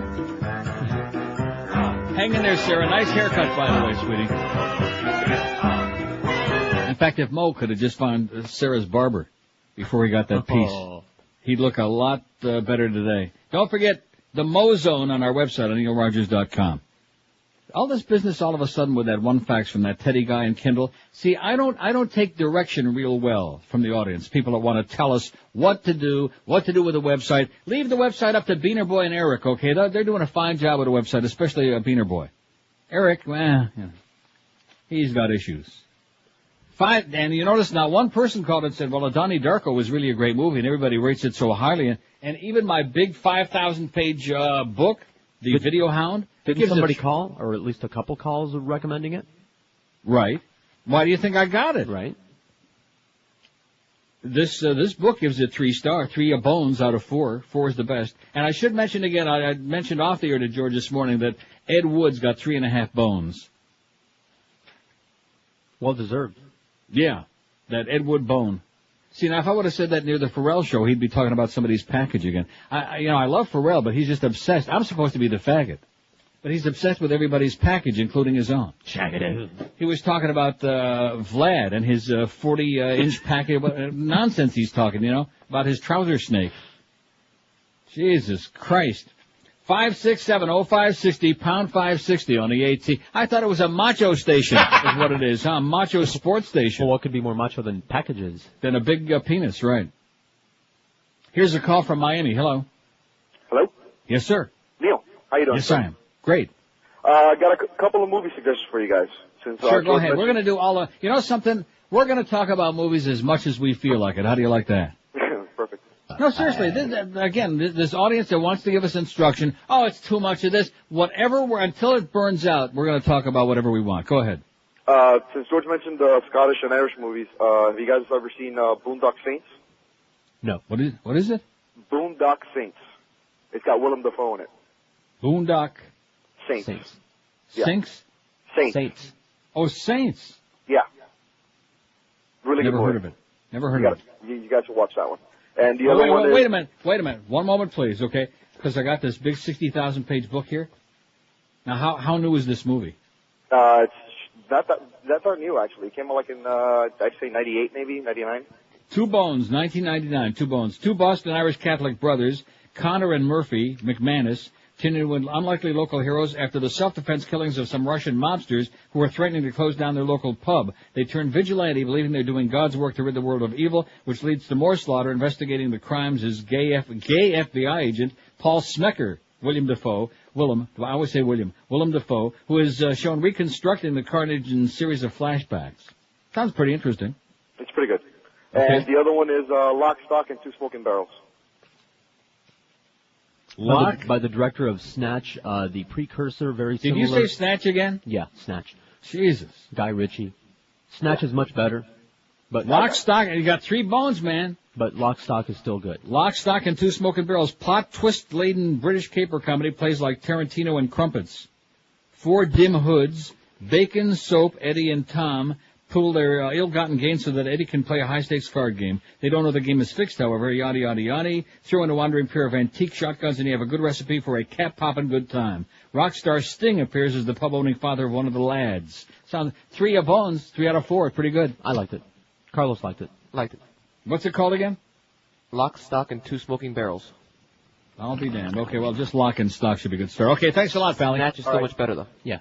Snatch? Yeah. Can I look up Snatch? Oh, look at that. It's even got pictures. Oh, look at that. Facts. Ooh. Turn it sideways. Ugh. Okay, it's getting close to lunchtime. Just cut the crap. Oh, there's Smokey and the Bandit, too. Oh, boy. Boy, this book, you'd be impressed with this book. It's got to weigh about 5,000 pounds. It is huge. Snake Eyes. What am I looking for? Oh, Snatch. I'm looking for Snatch. 3 bones. Well, it's about time. We got 3 bones for Snatch. A la Lock, Stock, and Two Smoking Barrels. Right. Director Ritchie's second film is another well-populated and disorganized crime caper, this time with deceptively named lowlifes trying to heist a stolen 84-carat diamond. Leading the mayhem are Turkish and Tommy, 2 boxing promoters who signed Mickey, an Irish gypsy, to take a dive. Right. Meanwhile, Frankie Four Fingers transports the Red Hot Rock to London and his boss, Benicio, where he promptly gets lifted. Benicio del Toro. Ritchie's usual use of heavy Cockney accents are upstaged by Pitt's gypsy pugilist and his much-talked-about thick-as-Guinness brogue, which even the other characters can't decipher. The elaborate and sometimes confusing plot lines are aided by titles and narration and effective use of Ritchie's usual... Oh, you know something?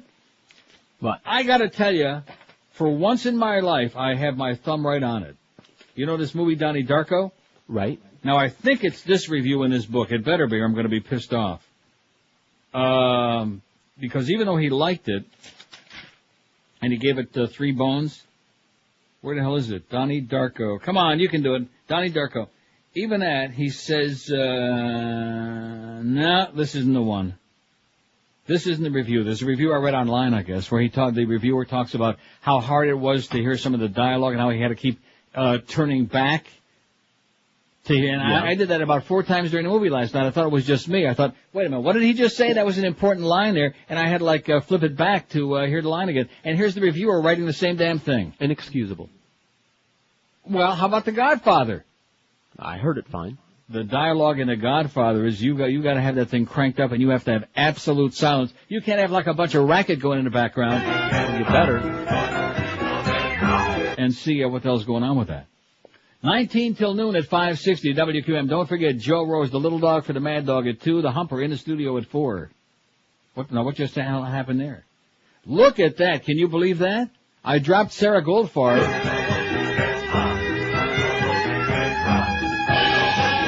Right in the wrong spot. Live and local.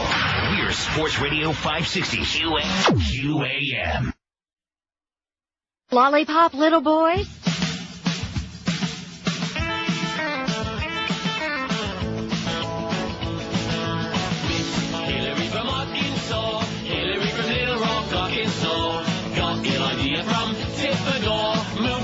And run for senator all through the state. People shout your name, Hillary. You will never beat Giuliani. No, sir. The idea seems so silly. Hillary from Arkansas. Miss Hillary from Arkansas, right out of the cornfield on Hee-Haw. Husband Billy is a naughty boy. When you leave the house, he'll jump for joy. Whitewater now just a memory. Hillary! Generino doesn't have a clue. No, sir. You and Bill are so damn slippery. Hillary from Arkansas. I think you should run, honey. Well, hell yes, I do. I think you should devote all your time to it. And I'll just, I'll stay home, you know. I'll take care of things. Taking care of business. I'm a BTL fan, man. Miss Hillary from Arkansas is the damnest thing I ever saw. You're a twitty little goofy dog, 'cause you never have lived in New York, so change your mind, run in Illinois. Hillary! We don't believe that you're a Yankee fan. No, sir! You're a dope-beating bad Democrat. Hillary from Arkansas.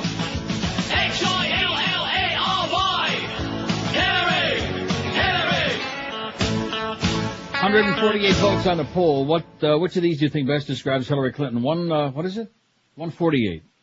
Opportunist 68 votes. Ice Princess 29. Carpetbagger 14. Brilliant 13. Lightweight 10. She's not George W 6. The Devil 6. And Squishy 2. I got one more. Okay.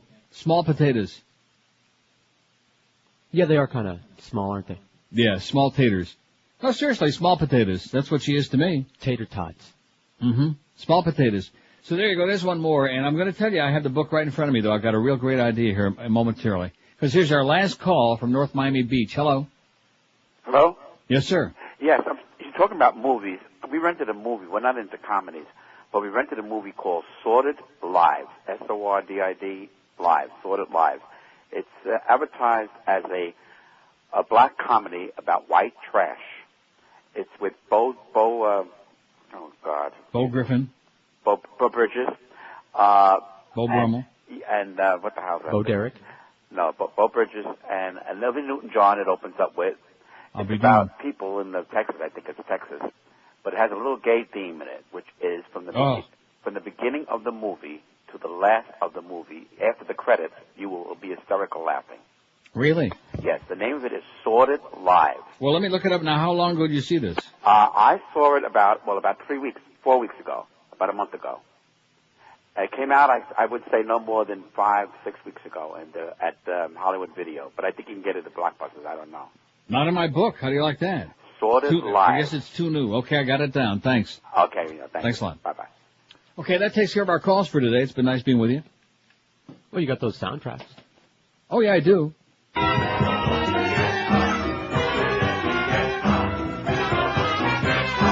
But I got a better idea than that. Remember I threatened I was going to read the Hillary book I got? Might as well do something constructive with it for my $44 Canadian. What? Well, if they don't want to talk to me, I mean, I do have my bedtime stories here, but they're on our website about the Jesse Ventura show has been postponed till fall because they can't figure out what the hell he belongs on there in the first place for. I'll tell you, why doesn't MSNBC just do everybody a favor and shut off? You know, sign off. Bye-bye. Crap. They tried the right-wing thing, you know, with that Joe Scarborough and with Michael Savage. That ain't working. They tried, what's his name, Nachman. Is he barely, still alive or something? He's hanging on. They tried Donahue. That laid the big egg. And now they're going to bring out Jesse Ventura. He's going to save. And then they, put him on for 5 minutes, and that didn't go over. Worth of crap. So they keep postponing his show and pushing it back. But I got An American Story as Chapter 1 in Living History by Hillary Rodham Clinton. And we could play some great music behind it. I could read the whole goddamn book here on this show. Huh? Don't you think? I bet you a lot of people would start popping pills if I did this. Yeah. Including you.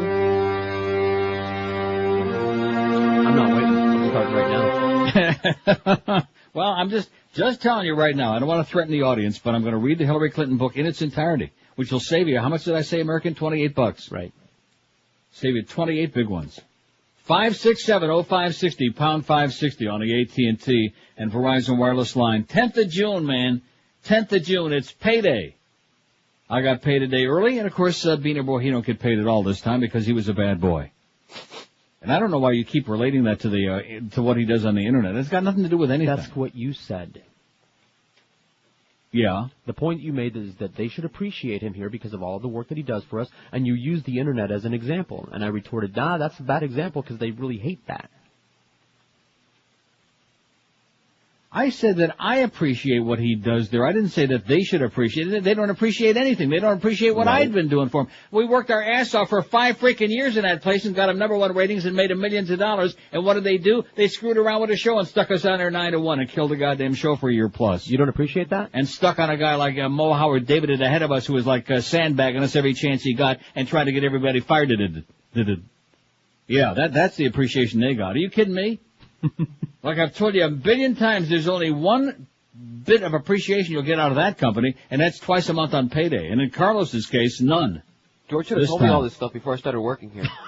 Damn bastard. Yeah, but don't blame me. Blame your buddy George. He's the one that picked you up under the overpass that day. I warned him for 2 years. Nah. It was like 3. Yeah. And he said, you love it. You got the time of your life. You're a superstar now. You're on the freaking radio. You're actually coming on there making caustic comments. Well, you got a comedy bit named after you there for crying out loud. Hola. Yeah, see, there it is. He should be paying us. You put that Eric in a mental institution. What more could you want? Money.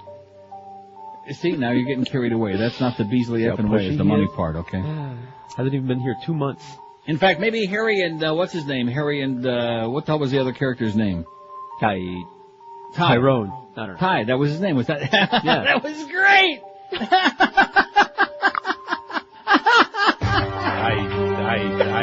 That was his name. But anyway, maybe they'll open up the shoebox and share some of their goodies with you. See, and you were wrong, George, what you said yesterday about Jennifer Connelly. It was that bitch's fault because I forgot. I didn't forget it, but I just forgot to mention it. that the whole reason they went into the drug business in the first place was to try to just small-time drug business to make enough money to open up her store. That's right. You're right. That's the deal. It's her fault. She's a bitch. And then that ungrateful slut. Right. Once she got hooked, boy, all of a sudden she wasn't worth a crap, except maybe ass to ass. Right, well. 5670560, pound 560 on the AT. Now, see, I do bad things, and the worst thing I do is I allow the audience to influence me. Now, what I should have allowed them to influence me was during those 7 months of bedtime stories, I should have taken a message, okay, but I was listening to you, which you're always wrong, you know. Well, it was their fault. Whose fault? The audience. Because they were pulling the same crap they've been pulling yesterday and today. Now, we've been, last week we had a spectacular week on the show. We got Pharrell now as the lead-in. The audience seems to be a lot happier. We don't have all the Mo business to put up with before we come on every day. Pharrell gives us a nice lead-in. We actually have about a 10-second crossover there. I mean, life is sweet. You know, what more could you want? But the people of South Florida aren't happy unless they can give you a little shtuch, you know, unless they can make your back bleed a little bit, you know? That's what makes them happy. That's what brings them joy. Is sending you misery. It's not important that they're happy, but that you're miserable. Keep that in mind. Okay. For all summer long. Here's Boynton Beach. Hello. Hello? Yes, sir. Hey, Neil. Okay, two things. Number one, a movie, Putney Swope. And number two, Hillary Clinton is the answer. She's the answer? She is absolutely the answer to get rid of this neo-fascist regime we have in power now. Okay, well, I like that she's the answer, okay? Okay, thanks. What's the question? There is no question, just she's the answer, so you don't need a question. I will say one thing about this music, it is suicide-inducing. There's no question about that. We're going to help to reduce the surplus population by playing a lot of this music day after day. I am going to play that entire song from Magnolia later. Good. Oh, you like it? I do. I liked everything about the movie until... I don't want to hear this again. You know, is it me, Beaner Boy, or is he starting to get awfully redundant lately? Like all that crap about you, for example, at number one, and then number two, all of this business about Magnolia. You didn't like the ending, fine, we know that, we accept that. I don't accept it. You keep misrepresenting my opinion about it. You hated it. Just like I told him to watch Kids. Right.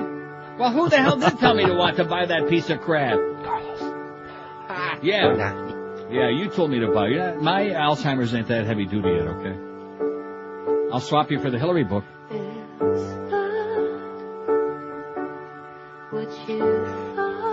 For about 50 cents. 4 minutes till noon. I'll tell you one thing, in spite of the audience down there, in spite of all of this crap, 10 to 2 rocks, man. Oh! It just smokes right on by. Have you noticed that? Oh, yeah. In fact, that's what the Beaner Boy was doing this morning. He was smoking right on by the building. Live and local. This is Sports Radio 560. QAQAM. This is Howard David. When I take my Feldine, I listen to the Neil Rogers 12 to 1 hour. Not George, because he's stupid. Tonight on every channel on television, it's the new reality show you've seen 1,000,000 times. It's several money-hungry girls and one boring guy. Hi there. Several money-hungry girls and one boring guy, featuring super hot babes, if you squint your eyes, competing for one extremely rich and excruciatingly dull guy. Why don't you come in the hot tub with us? Nah, I'd rather sit here and be extremely rich and excruciatingly dull. Which money-hungry girl will the one boring guy choose to enter into a relationship that could potentially last upwards of 2 days before they get sick of each other? I really think that you're the perfect man for our future kids to spend alternating weekends with. Don't try changing the station. It's on every channel. Several money-hungry girls and one boring guy. It's the very best thing the TV programmers can come up with. Unfortunately. From noon at 560, WQAM, happy Tuesday to you. So, Pharrell says that he's got a much larger penis than Gildy. Anybody buying that? No. Not from what we heard. Have they compared? I think that's coming. Which of these do you think best describes Hillary Clinton, we asked. Now, what was that last one? The guy said she's the answer. The answer. Yeah, that's, huh? Well, it's sure as hell better than she's not the GW. I mean, she's not anybody else. She is what she is. 199 votes. Opportunist 83. Ice Princess 36. Brilliant 24. Carpetbagger 19. She's not GW 14. Lightweight 10. The Devil 10. And Squishy 3. 3 say she's squishy. I think Jennifer Connelly looked squishy in that one scene in spite of what that guy said. She was tight. Ooh, not in that one scene she wasn't. Oh, God, it was depressing. At least they put a condom on that thing. Yeah, in fact, what's his name was tight. He was real tight. He was tighter than a goddamn snare drum. Harry. 5670560, pound 560 on the AT&T and Verizon wireless line. What a shame that nice big screen TV he bought at Macy's, that it sat there in the off position most of the last part of the movie, you know? Tragic. Here's a call from Miami. Hello. Am I on the wrong line? Probably. Here's Miami. Hello. Hey, Neil, how you doing? Pretty good, sir? Hey, I bought Hillary's book, and this afternoon when I get out of work, I'm going to go to Borders and buy another one. Why is that? I needed toilet paper. I like wiping my ass with the cover. Okay, great. 5670560, pound 560 on the AT&T and Verizon wireless line. Here's a call from Davey. Hello. Hey, Neil. Yes, sir. Thanks for taking my call. Thanks for making your call, sir. I know you guys are talking a lot about movies. I don't have anything to contribute with that. I was curious, We talk about whatever you want to talk about, sir. That's the name of this show. I was just curious. I didn't really listen yesterday, and I know that South Florida's not really in touch with it, and it goes on. I was curious if anybody commented on the Sun Sentinel's report on the AIDS epidemic that's growing larger and larger down here, and the statistics. And did anybody comment at all yesterday? No. Did you see the article on the website? Yes, I did. Yes. Did you not find that alarming and sad? Well, it's sad, but why? I mean, what am I going to say? I mean, people just got careless and decided it wasn't going to happen to them, and it's all over again with, and it's not all over with. Yeah, exactly. It's not all over with, and it's interesting that, again, I mean, I know the Sun Sentinel did an article on it, but we're not getting the attention that I think this disease needs, but yet we're spending, billions and billions of dollars for things not getting done in Iraq and billions of dollars to kill other people, but we can't even take care of people in our own country and educate.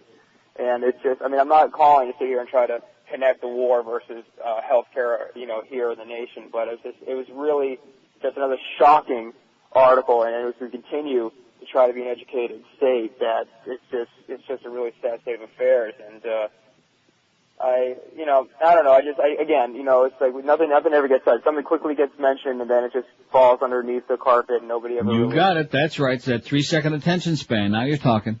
And the other thing that was sad about that article, I don't know how much you read about it, but I mean, I was glad that things were pointed out, but it was just like really just like shady journalism. Like it was just like trying to make it like some kind of a sob story instead of like presenting the facts and everything like that. There was this segment where the writer was talking about somebody that smokes crack to ease the pain, but it's like all she can do is get to the sweet taste of the crack pipe to make it through the day. It was just like this. The sweet taste of the crack pipe? Yeah, it was water pipes.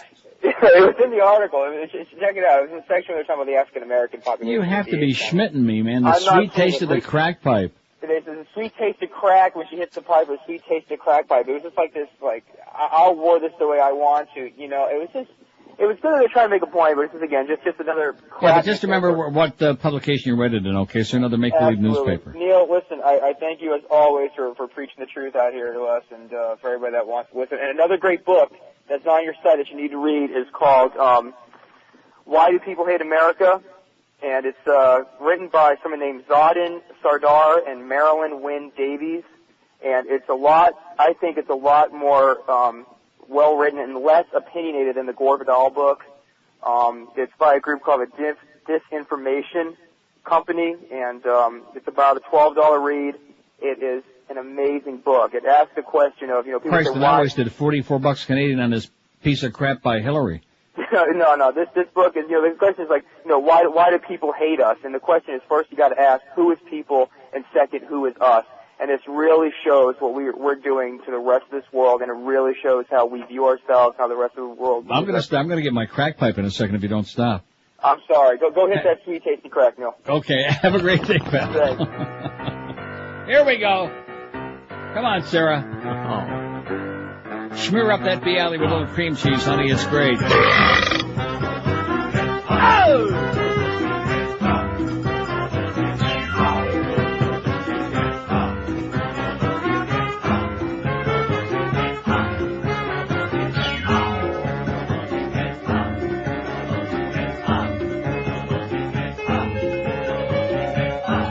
One of the negative reviews, on that IMDb, there's 8 million reviews, which I enjoy reading them. Of course, I don't like the ones that I disagree with, but what do you expect? But one of the knocks was that it was so predictable. What was? Requiem for a Dream. You knew what was going to happen to all of the characters. Well, how the hell did you know that? No. You know, anybody can watch a movie or read a book and then say, "Oh, gee, it was so predictable. We knew what was going to happen to Harry and to Marion and to Sarah." Any asshole can do that. That they were going to have drug problems, serious drug problems at the end of the movie. No crap. Right. All the old yentas, wind up in the funny farm like poor Sarah. You know. That's why she was standing like all alone with her nice white hairdo. At least it wasn't orange anymore, though. See? I can always find something redeeming, something good, even in the darkest cloud. I still say, though, I'm really disappointed in the Donnie Darko. I just went on during the last break, or a little before that, and I read some more reviews of it, and boy, they build this up like this is one of the most phenomenal movies of all time. Wow. I mean, it was enjoyable, it was okay, it was going along, and then all of a sudden you get to the last part. See, you didn't like the ending of Magnolia, but it didn't destroy the whole movie, I don't think.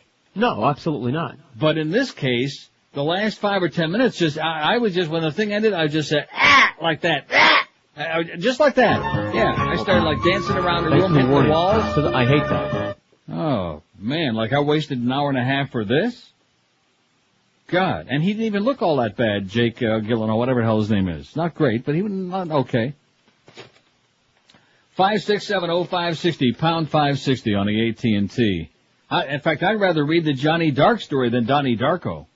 Don't you think? I'd rather hang around at Doodah's. Rest it in peace. That place is long gone, right? Doodah's? I guess. Johnny Dark! And hang out with Johnny Dark and hear about his trip to Europe that time, then watch Donnie Darko again. That is one I will not be watching a second time. Well, maybe he's in the lobby. He'll tell you all about it. Oh, great. Get some food for him. Here's a call from Fort Lauderdale. Hello. Yes.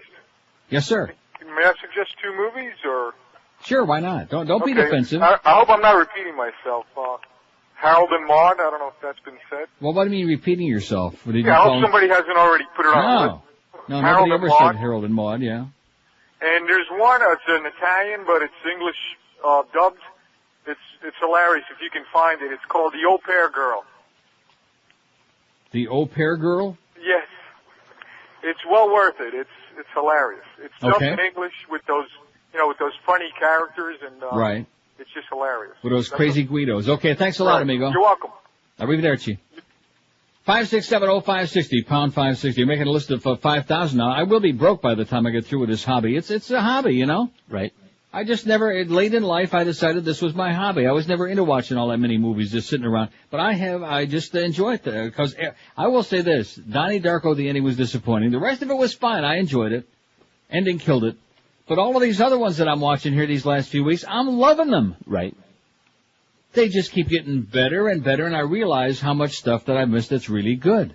Because the problem is when you open up the newspaper and you see, well, what's playing at the Cineplex, the odds are that you're going to go and see something that's really disappointing very often. Piece of crap. That's right. They just grind out crap. But when you can go to your movie store and pick out the DVDs when people are saying, hey, here are some really fantastic classics. Right.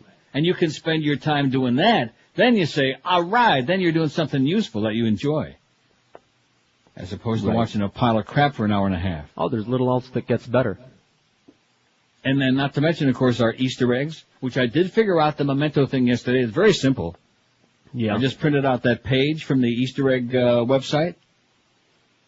And like 2 or 3 steps, that's all you do, and then the movie plays in chronological order, which I didn't watch the whole thing again, but I do have that down to a science. Piece of cake. Unless you got a Toshiba DVD player, in which case you're effed. You're screwed. Really?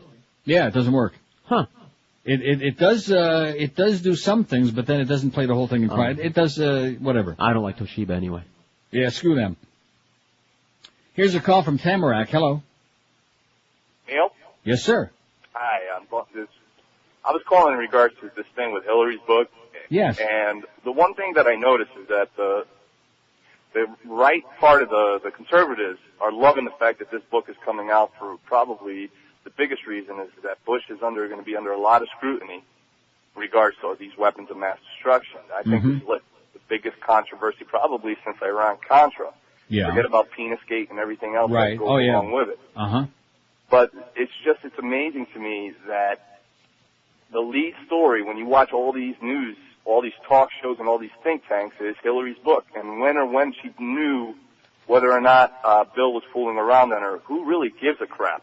I don't. Between a husband and a wife. I have no idea why I have this book sitting in front of me, why I went out and bought this. I'm a schmuck. No, I mean... But it goes to show you, if somebody hypes something enough, plus the fact that I'm doing the show and I figure, well, somebody's going to be calling about it, I better have it, you know. But I had no reason to buy this book. It's a look at how she looks at things, but, you know... Then I don't give a crap how she looks at things. I couldn't care less. Exactly. And I can't wait for the bit with Eisner for the Ducks. What do you think? Is it going to come or what? I guarantee you. Eisner? He's pissed off and fired up. All right, Neil. Have a great Thanks a lot, pal. You too. Yeah, it's kind of sad they didn't really. I mean, the first period was competitive last night, and it was more wide open than I ever dreamed it was going to be. I thought Jersey would do a complete coma thing, which they didn't. But, you know, once they got ahead, and then especially once it was 2-0, you could go watch Donnie Darko a few times. Even George didn't watch the third period. Yeah, I got her. She's looking right back at me, Hillary. There she is, looking at me right in the puss, and I'm looking her in the face, and I'm thinking, you silly-ass bitch. What do you got? What's your story? What does she bring? You know, like Pharrell's always saying, come on, bring it. Well, what is she bringing? She sure ain't bringing that, I'll tell you. She brings that puss. Yeah, no, she ain't bringing that. She's keeping that home. In storage. In a box. An American story. Can I read the first sentence? All right. I wasn't born a first lady or a senator. Period. That's it. See, now that wasn't so bad. No, it was awful. $44 Canadian, eh? Oh, I should go out on the street this afternoon and hand this out to some homeless bastard. Maybe he can take it back and get a refund. They won't take it. Oh, yeah, that's true. Who the hell's that bitch? No, they had piles of these at the bookstore. I mean, they were like piled, and then there was no like big line of people running to buy them. Do you think that anybody in Canada gives a flying crap about Hillary Rodham Clinton? They like Bubba, but I guess maybe they're intelligent enough to separate the two, to realize that she wasn't the president and probably ain't never going to be. You really think that she could win? No. Caller made a good point. She didn't want to get on the air, but is there anything that would be stopping her from making Bubba her vice president, and if he kills her? That was a good point. Well, the thing about Bubba... That was a good point. The thing about Bubba... She's going to get elected. She'll make Bubba the vice president, then he's going to kill her so he can get in for another... He can't do that, I don't think.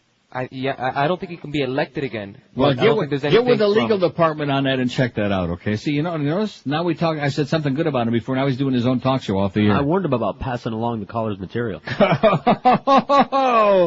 Oh, thank God for Eric, man. And I never thought I'd say that again. Did I really say that? 12:14 at 560 WQM. If your carpets look and smell and feel like they've had a real workout, in other words, not so great, here's the answer for you. One simple call to my good friends at Dial a Mattress. At Dial a Mattress, did I say that? Yeah, that's what you said. At Dial a Mattress, and they'll give you the number for Dry Concepts. Well, so it goes to show my mind is just, it's not what it used to be. Yeah. 1-800-248-5071 for Dry Concepts. I've been using them in my home for over 22 years, and you should be doing it too, because they're the best in the business at what they do. I mean, Dial a Mattress is great at what they do, but they don't clean your carpets. Dry Concepts do that. They dry clean them, and they make them look and feel and smell just like brand new. They suck out the deep down dirt way down there in the fibers of your carpet. They give you a written guaranteed price before they start the job, and they'll perform a miracle on your floor. Nobody does it better. So for your carpeting, your drapes, your expensive area rugs and oriental rugs, your upholstery, your leather furniture, Dry Concepts are the people you want to be calling. If you have a problem with pet odors or mildew odors caused by water damage, again, they'll perform that miracle and make them all be just like brand new. Call them today. Do yourself a favor. You'll love the way they do business with you. Dry Concepts, 1-800-248-5071, or log on to their website at dryconcepts.com. And don't forget, when you call Dry Concepts, you really can clean today and entertain tonight. Live and local. This is Sports Radio 560. QAQAM. House? What the hell are you doing to me? What do you mean, sir? Why am I reading in the paper you're going to put a Disney theme park in Brooklyn? Well, sir, we're just scouting locations. Jesus, I'm scouting CEOs. You are killing me. But sir, look what we've done with New York City, Times Square, 42nd Street. Hang on. Remus! Remus! Turn off the vacuum cleaner, Remus! Get that bluebird out of here! Okay, boss. Eisner. But But, sir, look what we've done with Midtown Manhattan. 42nd Street is incredible. Oh, you know what? Publicly, I supported that, but you took all the porn away. You're killing me. I'm going through Gaviscon like Pez. We're just scouting areas. Calm down. Listen to me, Butt Munch. Don't tell me to calm down. We got lucky with Lilo and Stitch, $128 million. Now, you're trying to ruin the whole network. What kind of programming are you running? Hang on a minute. Remus! Yeah, you've got bluebird crap all over your shoulder. Clean yourself up, for heaven's sake. And turn off the vacuum cleaner. Okay, boss. Good God. Sir, the network is fine. Why couldn't you come up with American Idol? Good God, you're still running James Bond movies. They're 60 years old. Why don't you just put Steamboat Willie on and be done with it? At least then I'd make a couple of damn dollars. Well, the movie division's fine. You mentioned Lilo and Stitch, and now we have the new M. Night Shyamalan movie coming out later this summer. I know signs. What the hell does that mean? Stop sign, yield sign? You gotta start swinging some of these titles past me. Please. Remus. Remus. Can't hear you, boss. I know you can't hear me, Remus. You're still running the vacuum cleaner. Yes, that's right, boss. I'm running the vacuum. Get out of here, Remus, and take that bluebird with you. All right. Hi, sir. Yes, sir? I'd be very careful the next time I started my car if I were you. What do you mean, sir? I'm about done with you. What? About done. What, sir? I'll put Hannah Storm in your job. But, sir, I'm sorry. You're terrible. I'm sorry. Maybe I'll put Remus in there. How'd you like to be president of Disney, Remus? Oh, my. What a wonderful day. Get out of here, you nutbag. Let me feel you on the 95. Let me feel you. Trump 21 at 560 WQAM. They don't give a crap about Hillary, although I did just open up to a page. You know, have you ever done that? Yeah. Just open up to a page in a book that I haven't read yet. And on page 263, she talks about the fact that, let's see, the Newsweek article curbed the orphanages debate, but the atmosphere grew stranger after Gingrich's mother, thinking she was speaking off the record, told Connie Chung in a televised interview that her son regularly referred to me as a bitch. But we already knew that. Yeah. In fact, I remember talking about that on the air at the time. And she decided to ignore the latest round of bluster and try a different tack with Gingrich. He sent a handwritten note inviting him and his family on a tour of the White House. A few weeks later, Gingrich, his then-wife Mary Ann, his sister Susan, and his mother joined me for the tour. Apart from the fact that it happened at all, the visit wasn't memorable, save for one brief exchange while we were having tea in the Red Room. Looking around at the period furniture, Gingrich began pontificating about American history. His wife soon interrupted him. You know, he'll go on and on whether he knows what he's talking about or not, Mary Ann said. Gingrich's mother quickly jumped to his defense. Nudie is a historian, she said. Nudie always knows what he's talking about. Isn't that great? Nudie. I like those Nudie's nudie a little pictures. fruity. And maybe doing a little tootie. You never know. Hypocritical asshole. Look at the way he wiggled off the hook, huh? And Mary Ann, by the way, was the wife who died of cancer in a hospital while he was out screwing around and then came for her to sign the divorce papers while she was on her deathbed. All these right-wing assholes, man. All the hypocrites. So little time. Oh, what happened with that priest story? Did we get that on our website today? Boner Boy? Which priest story? The Toronto priest. Did you send it to me in the stories? Yes, I did. Here it is. It was number 15 on your list on the hit parade. So it's going to be one of the last ones up. Oh, you haven't put them all on yet? That's what happens when you show up at 9:55 and you're standing outside 5 minutes puffing on a faggot out there in a goddamn parking lot when you should be in there working your ass off. Now, you know why you didn't get paid today? He's going to beat me up, he says. That shouldn't take much. We were talking about that before the show started. What's that? About the cigarettes. Yeah. Well, let's see. You take a crap. You spend more time taking craps than I spend smoking cigarettes. I'm never late for the show. He takes craps in the middle of his, he's there like 7:30 in the morning, 2.5 hours before the show. And I usually am, He doesn't too. come waddling in like 2 minutes before because he's been hanging out in the parking lot, puffing on a goddamn bunch of Winston tastes good like a faggot should. He just happened to walk by the camera when I was walking in with a cigarette in my hand. Are you and he smoking made Camels, all by this the way? crap. No. Marlboro. Good. Marlboro, man. I didn't see you. All these people. Marlboros are all the these worst. people. Yeah. He's smoking Marlboros. Oh, don't worry about him. He'll be dead pretty soon. Pretty sure. Marlboros are bad. And regular Coke. I just read a thing about that over the weekend. I read some crap about which cigarettes are like really the worst in nicotine and just Gonna kill you like real nasty and painful. They got rat urine. An elderly Roman Catholic priest will face 26 sex-related charges when he appears in a Cape Breton courtroom this month. This is Antigonish, Nova Scotia. You ever been there? Yeah, right. I don't think anybody has. 3 of the charges against Hugh Vincent MacDonald, 80, have been transferred to Antigonish from there to Sydney. He'll appear in court June 19. The charges go back to the 50s and 60s. 23 other charges when he was serving in parishes in New Waterford and Sydney, and yada, yada, yada. Oh, and the first of allegations was made against him, sexual abuse, and a suicide note of David Martin, a 39-year-old BC contractor who killed himself April 2002. Nice going, Father. Nice going, Pops. Another scumbag. 5670560, pound 560 on the AT&T and Verizon wireless line. 101 people say Hillary's an opportunist. I don't see small potatoes on there. Do you? No. Didn't I suggest that was another great category for Hillary with small potatoes? I think that's perfect. I sent it up to him. Well, he didn't put it on there, okay? So the two of you are spatting again. 269 votes. What's your best description of Hillary Clinton? Opportunist, 104. Ice Princess, 42. Brilliant, 35.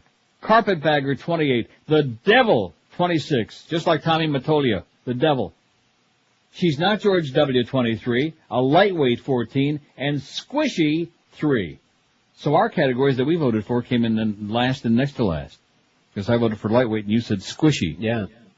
Oh, God, I got to turn the book over on the back. Oh, look at that. It's even worse. It's got a whole bunch of pictures of her on there. But at least there's smaller pictures, not like the big one where she's like staring right at you. Don't you hate pictures like that? Yeah. Like the one we used to have at WKAT, Frank Katzenstein, the founder of the station. Huge picture on the wall in that big old studio. With that gigantic grand piano. And the eyes, I used to swear that the eyes on that picture moved. Used to follow your ass right around the room. One good piece of news about that, though, about Frank Katzenstein. He died? Oh, yeah, long before then. And Eucola, she's dead, too. She's pushing up daisies. You know, when a man's considering a hair replacement, his greatest concern is how natural it looks.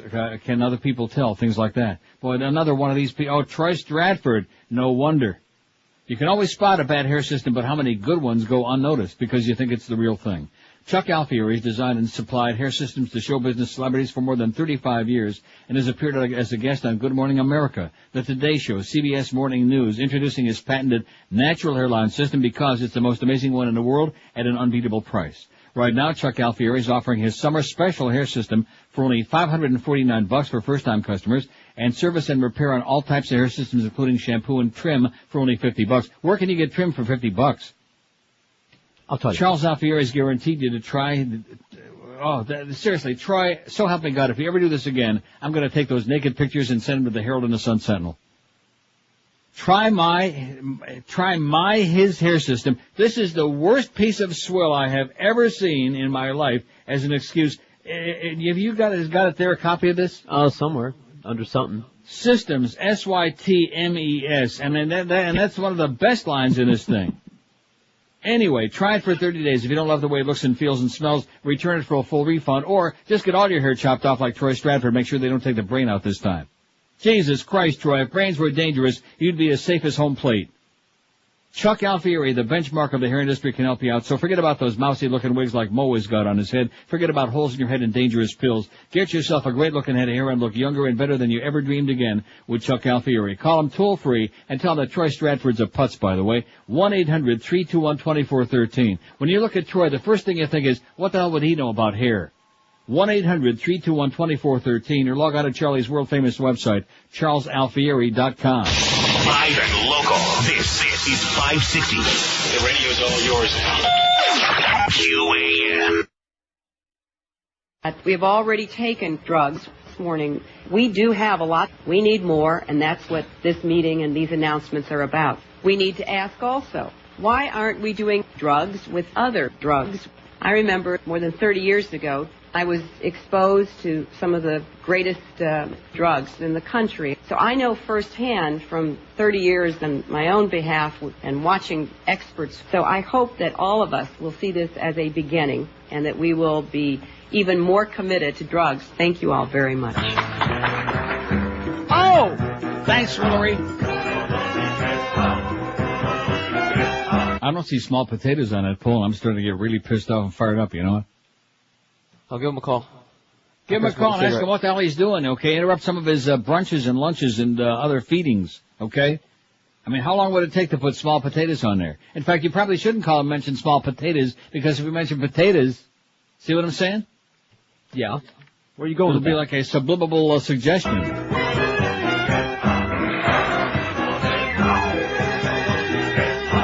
See, those people who say they don't like a lot of these movies we've talked about, Requiem for a Dream and Magnolia and a whole bunch of these other ones, Memento, every time I hear that, you know what I think? I think I don't eat at McDonald's. That's the first thing that comes to my mind. I mean, when your opinion agrees with the masses, then you know your opinion sucks. Your taste is in your tush. 5670560, pound 560 on the AT&T and Verizon wireless line. Here's Miami. Hello. Hello, Neil. Yes, sir. How are you? Great. Good. I have to tell you, I'm in and out of the car all the time. I'm in sales, and every time I hear that Eisner bit, I almost drive off the road. Anyhow. Really? They are the funniest stuff. You can just see Mickey just chewing on Eisner like that. Eisner? Uh-huh. Eisner? Right. Listen, with Sordid Lives, the one guy called earlier, right. Bits and pieces are funny. He's right, it is gay. The whole thing is gay. And it's got some funny parts in it, but half the time it's like, what am I watching this for? You'll like it just have a rainy afternoon. In other words, when it's the last possible thing you could do. Yes, sir, that's the one. After you pick the last seat out of your butt. With regard to Hillary and the survey, is there like an all of the above that one could check? No. No. Well, that might be a thought, too, because she seems to fit all those different descriptions. I just couldn't get over that. Okay, and thanks, Pally. Wait, yes. one last thing. Go ahead. Did you see the thing about the gay bishop in New Hampshire for the Episcopal Church? Yes, we did. We had that on our website this weekend, right. I liked what the guy said this morning. He said, I want to be known as the bishop who is gay, not the gay bishop. He said he was the first gay bishop since Anne, is what he said. Have a great day, pal. Thank you, Neil. See you around. You know, I'm looking at these pictures on the back of the Swillery book, and I hate to say this. Well, I don't hate to say it because it's the truth. I've said it before, but I'll say it again. Chelsea Clinton could be the ugliest woman in the history of the human race. Now, the hair, you do understand, because we've talked about this before, that the hair, the whole frizzy hair thing, she got that from Mommy. Because in the upper left-hand corner of the back cover is a picture of Bill, and in fact, Bill's hair was like that too, that frizzy kind of, I don't know how you describe that other than frizzy. But back when he and Hillary were first dating, and she first got a look at that crooked, twisted purple penis, both of their hair was like that frizzy, dew, you know? Mm-hmm. But then and in fact, there's a picture in the upper right-hand corner of Bill with a beard and it looked like a hippie. Must have been back when he was not inhaling it, but like checking it out. And then she, if you could see this picture of Hillary, I mean, there are no words to describe it. You must see this. When you go into a bookstore, don't buy the book, of course, but you've got to take a look at this picture on the back cover. Geek. She is an absolute geek. Geek. With glasses and a squinty look and with the long, nasty hair, she is a geek. But anyway, and then of course there's a whole bunch of pictures with them with Chelsea on here. So Chelsea started to do that Mommy and Daddy do. And she just stuck with it. And I'm thinking to myself, well, if she did something better with her hair, would she look any better? No. No. She is downright gruesome looking. And then I think back a couple of years ago, back when he was still in the office, and she was dating that kid with all the money. Remember that? Yeah. Well, actually, it wasn't all that bad looking, especially for her. But anyway, and the tabloids writing about sex pot Hillary. Chelsea. Sex pot Chelsea. Woo! Scary, ain't it? Yeah. I bet you even Clarence wouldn't touch that, you know? Even somebody as desperate as Clarence would not touch Chelsea. Well, walk her in front of him. Here's North Miami Beach. Hello. Hey, Neil. Yes, sir. Hold on, you're on speaker. Let me hear. What do you know? What do you say? How you doing? Hey, pretty good, man. A few things I want to talk to you about. Go right ahead. Let's start with movies. Have you seen, I mentioned it a few weeks back. Yeah, keep that in the background. That's nice. I Am Sam. No. Okay, I don't know if you like retard movies, but it's a very good movie. No, I really don't. Rain Man was good, but I mean that's a terrible term, a retard movie. You know, you mean like Tom Hanks? No. But I Am Sam is actually very, very, very, very good. I recommend it. Another movie, Love, Velour, Compassion with Jason Alexander. Have you seen it? No. It's actually pretty good. It's a fag movie. I didn't know. Oh, we're getting all these fag movies called in here, man. I don't want to see. I mean, Talented Mr. Ripley was faggy enough, and then the Rules of Attraction had more than enough faggery in it, Well, see, which was the best parts. You got drug movies, you got fag movies. That's the. That's pretty much it. You're right. Yeah, you know what I'm saying? And then you got like crime and violent movies with a lot of shooting and crap, special effects. Yeah, well, check out Love, Velour, Compassion. Jason Alexander's in it. I watched it a while back because he was in it. I thought it was going to be funny, but it's he plays this queen, and there's a lot of gratuitous male nudity. I couldn't finish watching it because it was too much. You may enjoy it. I might like it. Yeah, you might. Another thing, I want to complain about Comcast. Anybody out there who's thinking of getting Crapcast, don't do it. It's the worst. It's the absolute worst. It's garbage. It's just terrible. Okay. Absolutely disgusting. Another thing, the Mozo picture, I saw it. Very funny, very, very good. And, it's a masterpiece. Huh? It's a masterpiece. It really is. You know, for a while I've been thinking, is the whole thing between you guys and Mo, is it just a stick, or do you guys really hate him like poison? And, you know, a few times when I went over to Treasure Island, they had a picture of Mo. Mm-hmm. And the things that George and Beaner Boy were doing to that poor picture of Mo, it's definitely, it's definitely clear that, they don't be liking him. I can't imagine they could have done it. It's just like with Chelsea. I can't imagine anything they could do to a picture of either one of them that could make it look any worse. I'll just tell you that they stuck their finger somewhere and was making it dance. Anyways, Rectum. Let's see. Oh yeah, Blockbuster. In closing, yes. Blockbuster sucks too, man. Okay. See ya. I'm kind of rambling on. You're done. You're out. Blockbuster sucks. We know that. And you're right.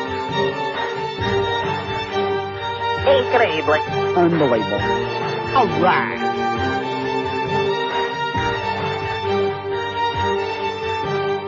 Now, what was that woman saying before about suck on that sweet crack? Or that was the guy talking about that story in the Sun Sentinel. Suck on that sweet crack pipe. Down. Dude, that was fucking sweet!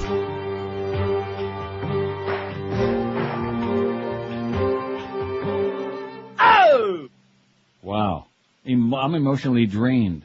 Chris from Boca faxes, over 90% of the people polled on the Fox News website believe that Iraq had a weapons of mass destruction program and that evidence will be found.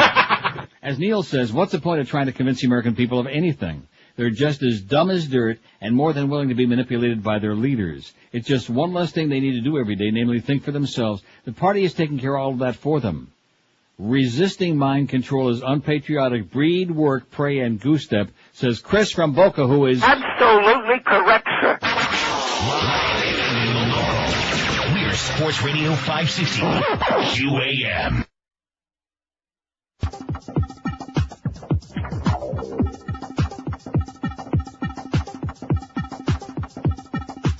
Holy shit, dude. Oh, I wonder, oomba-doo-doo, why? Oh! We dropped the bomb of love. Poor little Ali, his legs are now a stump. Let's thank the boy for making gas cheaper at the pump. Oh, I wonder, oomba-doo-doo, why? We dropped the bomb of love. First you brainwash the public to love Bush like a god.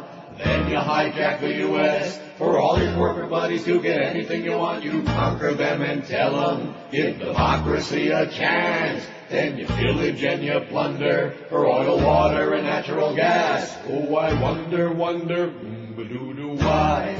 We dropped the bomb of love. What's a few dead babies? They didn't suffer long. We sure showed them a thing or two, my country, right or wrong. Oh, I wonder, oomba-doo-doo, why? I'm dying over We here. dropped the bomb of love. I wonder why we dropped the bomb of love. 12:45 at 560 WQM. Here's the list. Must-see movies. Now, did you peruse this before you faxed it? Yeah. Because, boy, talk about batting almost 100. They got 1,000. one. The Abyss, which I don't know from that. It's a science fiction movie. It's okay. It's really long. The long one is actually the better one. Yeah, I mean, it's okay, but... Let me tell you, from a lot of experience, the long one is not necessarily always the better one. The Devil's Advocate, Al Pacino. Never saw it. I heard it sucked. Good scenes. Really? Overall, it's not a great movie, but it's got good scenes. Like there's a scene at the end where... You seen it? Yeah, the devil's talking to Keanu, and it's an incredible speech. Now, was the devil played by Hillary Clinton in that? Yeah. Let's see, the devil's daughter, the devil's brother, your mama, the Devil's Advocate, here it is, Tu Mama Tambien, Devil's Advocate, 2.5 bones. Forget the actors, this film belongs to cinematographer Bartowiak and production designer Bruno Rubio, who offer a lush, rich look that's very enticing. Oh, Keanu Reeves is in it? Yeah, one of the problems. I see. I know. Pacino relishes his showy role, Reeves is earnest, and the visual effects provide some much-needed jolts based on the novel by Andrew Niederman. I'll wait. Breakdown, Kurt Russell. Never saw it. Oh, Kurt Russell's one of my least favorite people. Saving Private Ryan, Tom Hanks, one of my very least favorite people. 4 stars. Chicken Run, Mel Gibson, one of my very, very, very... Chicken Run is an animated movie. And a bad one at that. Well, why would I want to see that? You wouldn't. It says must-see movies. Yeah. And then Red Corner with Richard Gere. Oh, I don't think so. Saving Private Ryan was very, very good. Really? Even with Tom Hanks? Even. After he started taking himself seriously, that was the end of him for me, because I can't take him seriously. He makes me nauseous. He doesn't hurt the movie at all. Really? Really. Saving Private Ryan, I know it had rave reviews, so I'm looking it up here in this gigantic book that I've got. Oh, look at this, Scent of a Woman, 2.5 bones. I like this book, see? Everybody else raved about it. This is out of 4. Scent of a Woman sucked. I wouldn't give my bone for that movie, I'll tell you. Hoo-ah! Yeah, piece of crap. Scent of a Woman, based on a novel by Giovanni Arpino. Oh, wait a minute, is that the one? Oh, no, see, that's the original one. They gave the one with Al Pacino 3 bones. Oh, I hate this book. I'm taking it back. What am I looking up with Tom Hanks, Saving Private Ryan? Yes. Here's the Satanic Rites of Dracula, 2 bones. Ooh. Oh, and Beaner Boy, I should point out to you, the original Dracula with Bela Lugosi, the 1932 version, has 3 bones. Right. And the one that you've been hyping, what the hell is it called? Bram Stoker's Bram Stoker's Dracula, 2 bones. So it was okay. You're a bone short. Gary Oldman is the one that made that movie. Oldman. Old man. I'm just laying out. I'm just going to sit here and let the two of you fight it out. What am I looking for? Saving Private Ryan. Savage Island. Savage Weekend. Save the Tiger. Saving Private Jessica. Saving Silverman. Saving the Lady. See, where the hell is it? There's so much saving going on here that everybody ought to be rich by now. I don't see... Oh, here it is. 4 bones. Saving Ryan's 4 Privates. bones. Yeah. Okay. I guess I'll have to get it, huh? What's it about? World War II, D-Day. I'm not watching it. It's good. 5670560. I've seen enough war movies for one lifetime. Okay, that's why I don't want to see any more Holocaust movies. I don't want to see no more WW2 movies. I don't want to see any more of that crap. Okay. Got it? Got it. So you should see that. See what? Saving Private Ryan. Why is that? Because it's good. It's good. Really good. Pound 560 on the AT&T. Well, first of all, I got about a half a dozen here that I haven't seen yet, including Train Spotting. Which, from what you're telling me, I got to see Train Spotting right after the show. Right? I ought to see it again. It was a long time ago, and I was really baked. And Equilibrium? I'm curious about that review we got. I haven't even watched that one with the gun movie that Beaner Boy talked me into getting. What's that gun movie? Way of the Gun, and I haven't seen Way that of the either. Gun. Haven't seen it. Okay, moving right along. Here's a call from Tallahassee. Hello. Hey, Neil. Yes, sir. What's up? I got a couple movies you got to see. One is Big Lebowski. What is it? The Big Lebowski by the Coen brothers. Yeah. It's Fargo. Real funny movie. And another couple movies by this guy named Wes Anderson. One of them is called Royal Tenenbaums with Gene Hackman. And Yeah, somebody mentioned that. I got it on my list. Oh, yeah, you got to see that. And another older one that he did is called Bottle Rocket. I had just seen that a couple weeks ago. I thought it was hilarious. So. Oh, okay. All right, man. All right, I'll see you later. Thanks. All right. Okay, I got a growing list here. It's going to cost me about $50 million to buy all these goddamn movies, but I don't care. When you got the big bucks, you got to put it out there in the economy, eh? Especially with all this crap going on here now. The Big Lebowski? You might want to put that towards the end of the list. Oh, why is that? Very strange, but not necessarily in a good way. It looks like they did it just for the visuals. Very, very strange, like an acid movie. Oh, an acid movie. Yeah. Are there any movies without drugs, fags, guns, all of these things? Is there any movie that's ever been made lately in the last 50 years without that? Let's see, Magnolia. Well, yeah, we had that was a great scene. Henry Gibson. In the bar. Mm-hmm. See, you don't appreciate it as much as I did. It was hysterical. It was great. It was sensational. Where the whiz kid is trying to come out of the bartender. The quiz kid. Well, we used to call him the whiz kid, but you're right. He was the quiz kid.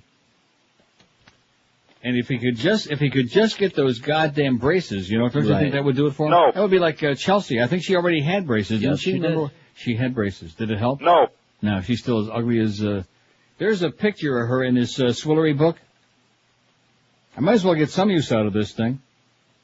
There's many pictures, but there's one, page 3, anybody else that bought it, 371. The pictures that are in the book, there's 2 sections of pictures. The ones that are back there, including the one in the tea room with Madeleine Albright and Hillary Clinton. Madeleine, by the way, has got ring around the collar and rings around the eyes. Boy, she looks nasty. But anyway, on the bottom right-hand corner, picture number 71, there's a picture of Swillery who's laughing her ass at something. She must have just seen those pictures of Bubba's penis. And there's Chelsea standing in front of her, and I'm going to tell you, that picture right there says it all.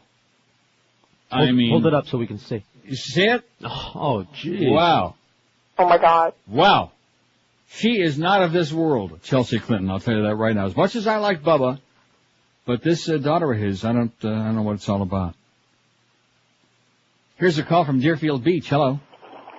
Hey, Neil. Yes, George, sir. right on with Train Spotting. Great movie. I got it in my hand right now. And the other thing is, And it looks like this kid on the cover is sweating up a storm here. it's an acid movie though, George. Am I right? Heroin. Huh? Heroin. Oh, that's the same difference. It's all the same drug. Hey, you like Peter Sellers? I beg your pardon. We're back. Peter Sellers. Peter Sellers? Do you like him? Yeah. I love Peter Sellers. There's a movie called The Party. You definitely have to see it. It's so goddamn funny. Never heard of it. I think I saw it like 100 years ago. Yeah, it's an older movie, but it's really, really funny. Okay. That's all I have. Got it, Pally. 5670560. So this is another one of those drug movies, Train Spotting. Well, I already knew that because in the back it says, the motion picture sensation that wowed critics and audiences nationwide, Train Spotting delivers a wild mix of rebellious action and wicked humor. The story of 4 friends as they try to make it in the world on their own terms and who end up planning the ultimate scam.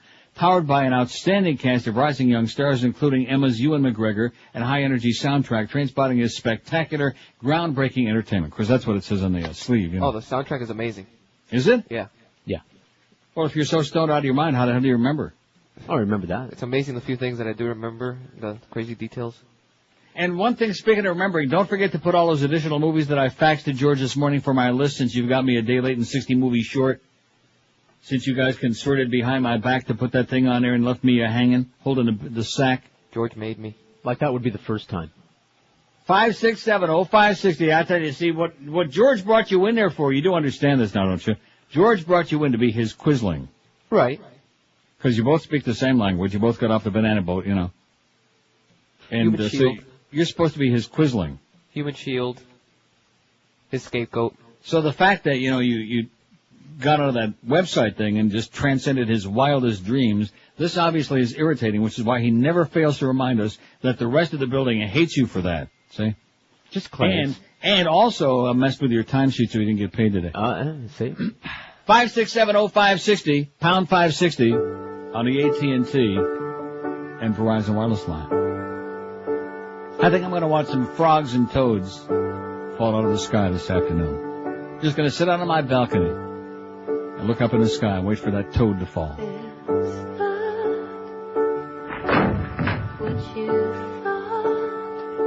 That's not too far off from when those first 2 fall on the sky. Right. I don't want to spoil the scene, but and it does make a difference. You can watch it over and over again in Magnolia. And when them frogs hit, wow, you just jolt right up out of your seat. Here's a call from Pinecrest. Hello. Hey, Neil, what's up? How you doing, sir? Hey, you guys yesterday were talking about the haka dance I was. The what? Haka. from New Zealand. Oh, George was hawking about that with his buddy there, that Danny guy. Danny. I'm a big rugby fan. I got a couple of videos Really? of the haka going on before the game starts. Really? Yeah, if you wanted to check that out. Yeah, I can See do. what I can do. Neil can put you on hold. Okay. Hold on. I put him on hold. All I got him right. off the air anyway. Oh, and that's right up there with me with the Iron Chef, you know what? Let's see. Jimmy says you should add a thorn in the Republican side to your list, to the Hillary list. Now, did we get small potatoes on there? Yeah, small potatoes already has got 4. See, I knew that would go over big. Isn't that what Hyman Roth said, that she was small potatoes? Something like that. It says it drove them nuts when she came up with an answer to the health care crisis in '93. The Republicans were so outraged that the wife of President of the blah, blah, blah, blah. Guy that called earlier that hates Hillary because his insurance is so high is a blithering idiot who should be taken out of the Everglades and professionally beaten. Her plan was shot down because it stepped on too many corporate toes, namely pharmaceutical and HMO companies. If it had passed, that smegma-eating jerk wouldn't have to worry about health care costs, and neither would anybody else living in the U.S. But it didn't pass. See, that's the point. And she just dropped it there, and that was the end of it. Then they laughed and said she'd get no votes when she ran for the Senate, and they really got pissed when she won with 64% of the vote. And then it says here, look at this, at the end, you know what it says on the bottom of this fax? It says, hoo-ah! Yeah. How do you like that? They're scared crack. Well, I would agree with them with that. She's scared then. She's scary. Not as scary looking as her daughter, but she's very scary. Wouldn't you not agree?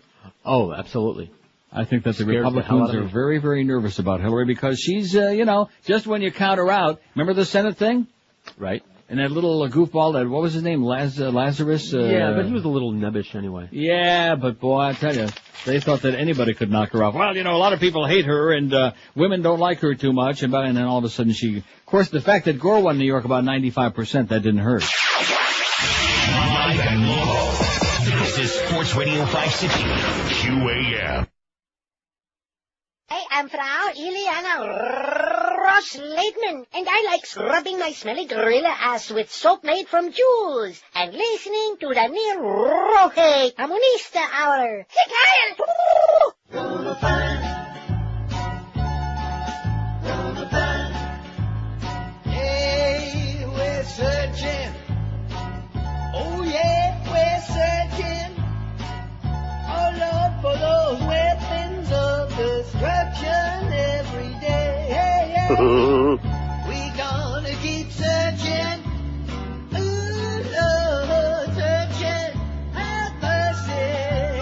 Searching for the nukes they hid away.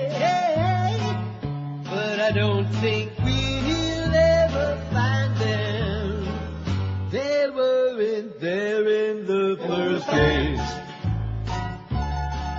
Gonna find.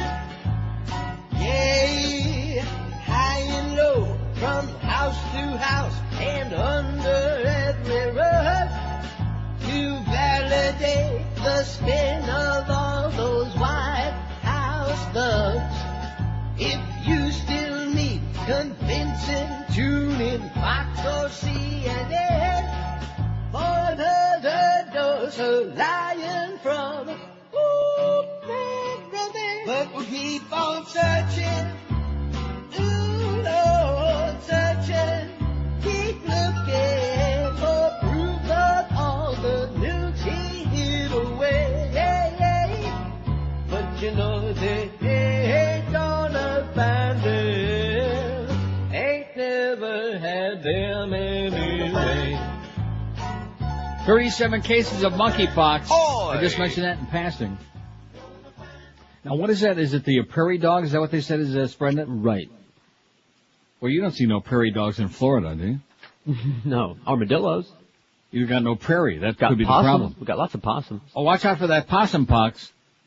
And I'll tell you, the worst one that's coming out here next year is coon pox. Big Al says, my pick for must-see movies is Gladiator with Russell Crowe. Atrocious. Although I do have that. Is it really? Yeah. I So didn't it find it wasn't atrocious, but I didn't think it was great. Gladiator. Now, what's the I movie was. with Russell Crowe? It was Beaner Boy that talked me into watching, into buying. Beautiful I haven't Mind. watched it yet. It's See, good. I have so many to still to watch. Right. A Beautiful Mind, which has got rave reviews. I think it's got about 80 bones in that book. I give it a better thumbs be up. damn good, because I'm not a big Russell Crowe fan. He just, I don't know. There's just a certain handful of these actors, about 5 or 6 of them. Tom Hanks, Russell Crowe, Mel Gibson. You know who's pretty good? I give up. In the movie Donnie Darko is Patrick Swayze. Oh yeah, he bugs me because he plays a real asshole. Oh, and perfect. He didn't know, and I'm thinking you don't have to act too much. In fact, one of the reviews I read online about Donnie Darko, that's exactly what the person said, is that Patrick Swayze usually drives them right out of the theater, but in this particular case, he was perfect for the part and did a good job, which he did. It was a fine movie, except for the last 5 or 10 minutes. Why do they do that to you? It was riveting, it kept your attention, the acting was fine, and I'll say it again, Drew Barrymore was excellent. She was very good. Not a big part, but she was excellent. And another one of these goofball fathers that it was kind of like a more serious, the father in American Pie. Right. Kind of along those lines. Like when the kid told the teacher, the principal, to stick it up his ass or whatever.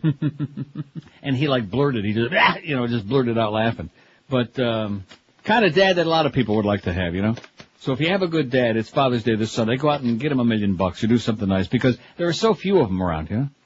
Most fathers are assholes. I don't know why that is. Me either, but. Although my father's dead. Yeah. All right. Mine ain't. Lived till 90, though, I'll tell you. That was really something. And on the 5th of July, and my mother, speaking of my mother, who will be, I don't want to say 90, because that would be bad. See, why would she care about my talking about her age on here? When you get to a certain point, what difference does it make? Ought to be proud. Right. Now, guess what she's back on that she used as a girl that was very effective for her, and she's taking it again. My mother would like the whole world to know that she's taken X-Lax. Oh! Isn't that great? I feel so much better now. That is her number one hobby and pastime and obsession is bowel movements. Don't you know that? You gotta have something. Now, speaking of bowel movements, there's a scene in which you haven't seen it yet. Rules of Attraction. Okay. There's a scene in that movie when James Van Der Beek is sitting on the can, and I don't want to watch it again because he does some strange things and reaches back, and I don't know that I really ever saw him pull any. Don't go there. No, that's what I'm saying. Yeah. It's a very disgusting, bizarre scene, and I don't want to look at it again because Yeah. Neither one of you have seen the movie yet, so don't comment. You might want to fast forward through that. You're scaring me away from seeing it. Because he reaches back, and I don't ever see him pull any paper off of that roll, Yeah, we know he's been doing the number. Oh. But it's kind of like I don't know what he's checking for. Oh. Maybe he's checking for maybe like Joan Crawford did in Mommy Dearest. He was checking for hangers. Dingleberries.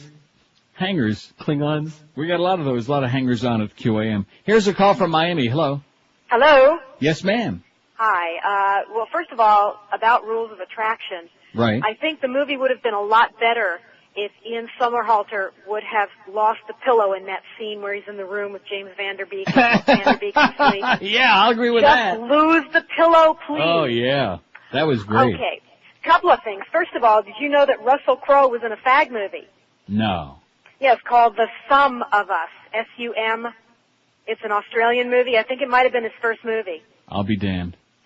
Now, somebody called before, and I wasn't going to call, but when he said love, valor, compassion, I literally drove off the road. It's love, valor, compassion. Oh. Well, he's a little close. Hysterical. He didn't do too good in school, Not even close. Mm-hmm. Okay, you ever seen people... wait a minute. Don't just brush on by, because these guys haven't seen Rules of Attraction yet. Okay. What's your take? What would you give it? Well, the first time I thought it was a waste of a good 2 hours. Really? And then I went back and saw it again, and I could look at Ian Somerhalder the whole movie and not focus on anything else. Those eyes just kill me. Yeah. You ever see somebody in a role, and no matter what role you ever see them in after that, they're always the same? Oh, absolutely. Yes. A lot of people. You ever see a movie called The Adventures of Priscilla, Queen of the Desert? No. Hysterical Australian drag queen movie. Now, picture this. Terrence Stamp as a transsexual. That's I did see that. I saw that. Okay. The two other drag queens are Hugo Weaving, who's in The Matrix. Right. And Guy Pearce, who's in Memento. Right. That was a great movie. No matter what I ever see Hugo Weaving in, I always see the headdress. Uh-huh. I can't see him as anything else except a drag queen on top of the bus with the headdress on. Mm-hmm. It's going to be really tragic. couple of other things because I know I don't have long. I guess poor Ian better carry that pillow around with him all the time now. Snatch, the movie, Yes? hysterical. Absolute I guess scream. I better put that down. If nothing else, the scene in the gypsy camp when they have the fights. It's a gypsy bare-knuckle boxer is what Brad Pitt plays. You can't understand a word that he says. Exactly. That was exactly perfect. And I hate to say this because I hate the woman like poison. Yeah. But according to all the Human Rights Campaign literature that I've been sent, Ileana Ros-Lehtinen has a wonderful record on gay issues. Oh! Does that make you sick to your stomach? That don't change anything for me. Right. I still hate the woman. Me too. Have a great day, Okay, sweetheart. have a good day. Bye-bye. Say hi to Ian. Okay. Oh, yeah, wait till you see that scene there. There's a lot of thumping and yanking and twisting the and pillow jerking. scene? I got to that part. What? I thought you didn't see Rules of I saw Attraction. the first half hour or so. And that's it? Remember, and then something came up and it never came on again. Yeah, something came up under the pillow, too, evidently, which is what got him going. And then his good buddy, who he liked a lot, Dick. That dance on the, well, I don't want to go into it. I don't want to spoil it for nobody. How's that poll coming with poor Hillary? I'm still wondering what James Vanderbeek was doing on a can. See, I wish I wouldn't have brought that up. Yeah, me too. Let me just put it this way. It wasn't the ordinary activities you'd be doing after tidying up, you know. It was something... Anyway, which of these do you think best describes Hillary Clinton, we're asking? Poor Hillary, although she beat... If you tuned in late, we took a preliminary poll in the first hour, which we sometimes do. She beat George W. Bush 71 to 29%. Oh! How do you like that? If they were running head-to-head, nose-to-nose today in the election, right now. 395 votes. Hillary, an opportunist, 134. Ice Princess, 60. Brilliant, 59. She's not George W., 41. The Devil, 38. Carpetbagger, 33. Lightweight, 16. Small Potatoes, 9. See, I told you if that would have been on in the beginning, it would have like triple digits.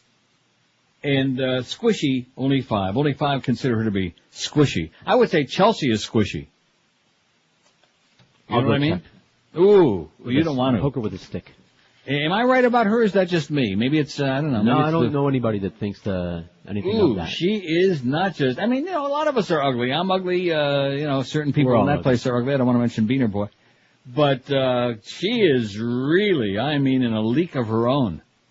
So let's see, I got Snatch down. I shouldn't have said that so close to Hillary and... I got Snatch on my list. Now, what was the other one I'm supposed to see that, not on this list? Usual Suspects. Yeah. Right? Yes. Talk Aren't about those endings. two? Huh? Talk about endings. Okay, Yeah, a good ending. Very good. Good.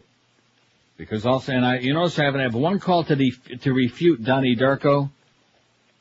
Excellent flick up till the last 10 minutes, and then just, and unlike Magnolia or anything else, the ending in this particular case just absolutely was devastating, just destroyed. It just, idiotic, inane. But this whole deal now, I started talking about this before with movies like backward, you know, going backward, like the Memento thing, and then of course the credits rolling backward. Isn't it kind of like obvious when somebody's ripping somebody else off that it's not really their idea? Yeah. Oh. Kind of like when Castronova uses one of our things. Yeah, 113 at 560 WQM. You know, Barbecues Galore has got an exceptional and unbeatable selection of grills that you can only find in their stores because nobody else has got them. This week, check out their incredible deal on the 3-burner Barbecue Chef. It's a Barbecues Galore exclusive, and it's only $199. With 42,000 BTUs, a 625 square inch cooking area, and a built-in hood thermometer, you just can't beat this deal with a stick for a liquid propane grill. And for all you traditionalists out there, check out their new Beefmaster Charcoal Grill, another Barbecues Galore exclusive. This one's only $199 with more than 600 square inches of cooking space, cast iron cooking grills, an adjustable fire grate, and a full-width ash catcher. Both these grills will make a perfect gift for Father's Day, too. And speaking of Father's Day, Barbecues Galore's got great gift ideas for Dad in all price ranges, many of them for under $50 for you schleppers out there like George and Beaner Boy. Barbecues Galore carries the biggest selection of barbecues and accessories, including gas, charcoal, smokers, tailgate supplies, all at the guaranteed lowest prices. And also take advantage of no payment, same as cash financing, until January 2004 on approved credit. You'll find our stores in Plantation, University Drive and Fountain Shopping Center, and in Coral Springs, corner of Sample and Rock Island Roads. You can't beat them anywhere for selection and for price. Everything you need for barbecuing waiting at these two great stores, barbecues galore. Live and local. We're Sports Radio 560 QAM. Yourself. Welcome back to the, hey, ain't that Neil over there? Where? There. Over there, you moron. Walking down the hallway. Yeah, that's him. Hi, Neil. Look, I'm waving at him, but he acts like he don't see me. Hello, Neil. It's me. How you doing, Neil? Oh, why you sitting there, Mo? Go out there and talk to him. But are you nuts? I approached no one. I got nothing to say to him anyway. Who the hell's he think he is, that Wang Non Swish? I got better things to do, like adjust my pee bag here. Oh, age is so cruel. Oh. Here, Mo, I got something here that'll make you feel better. Yeah, sure you do. No, really, here. Step into my time machine. Time machine? Where'd you get that? I got it on eBay. Oh, okay. Why don't you stand over here? Yeah, that's good. Okay. If you pictures here. Wait, by the way, something. Where you sending me?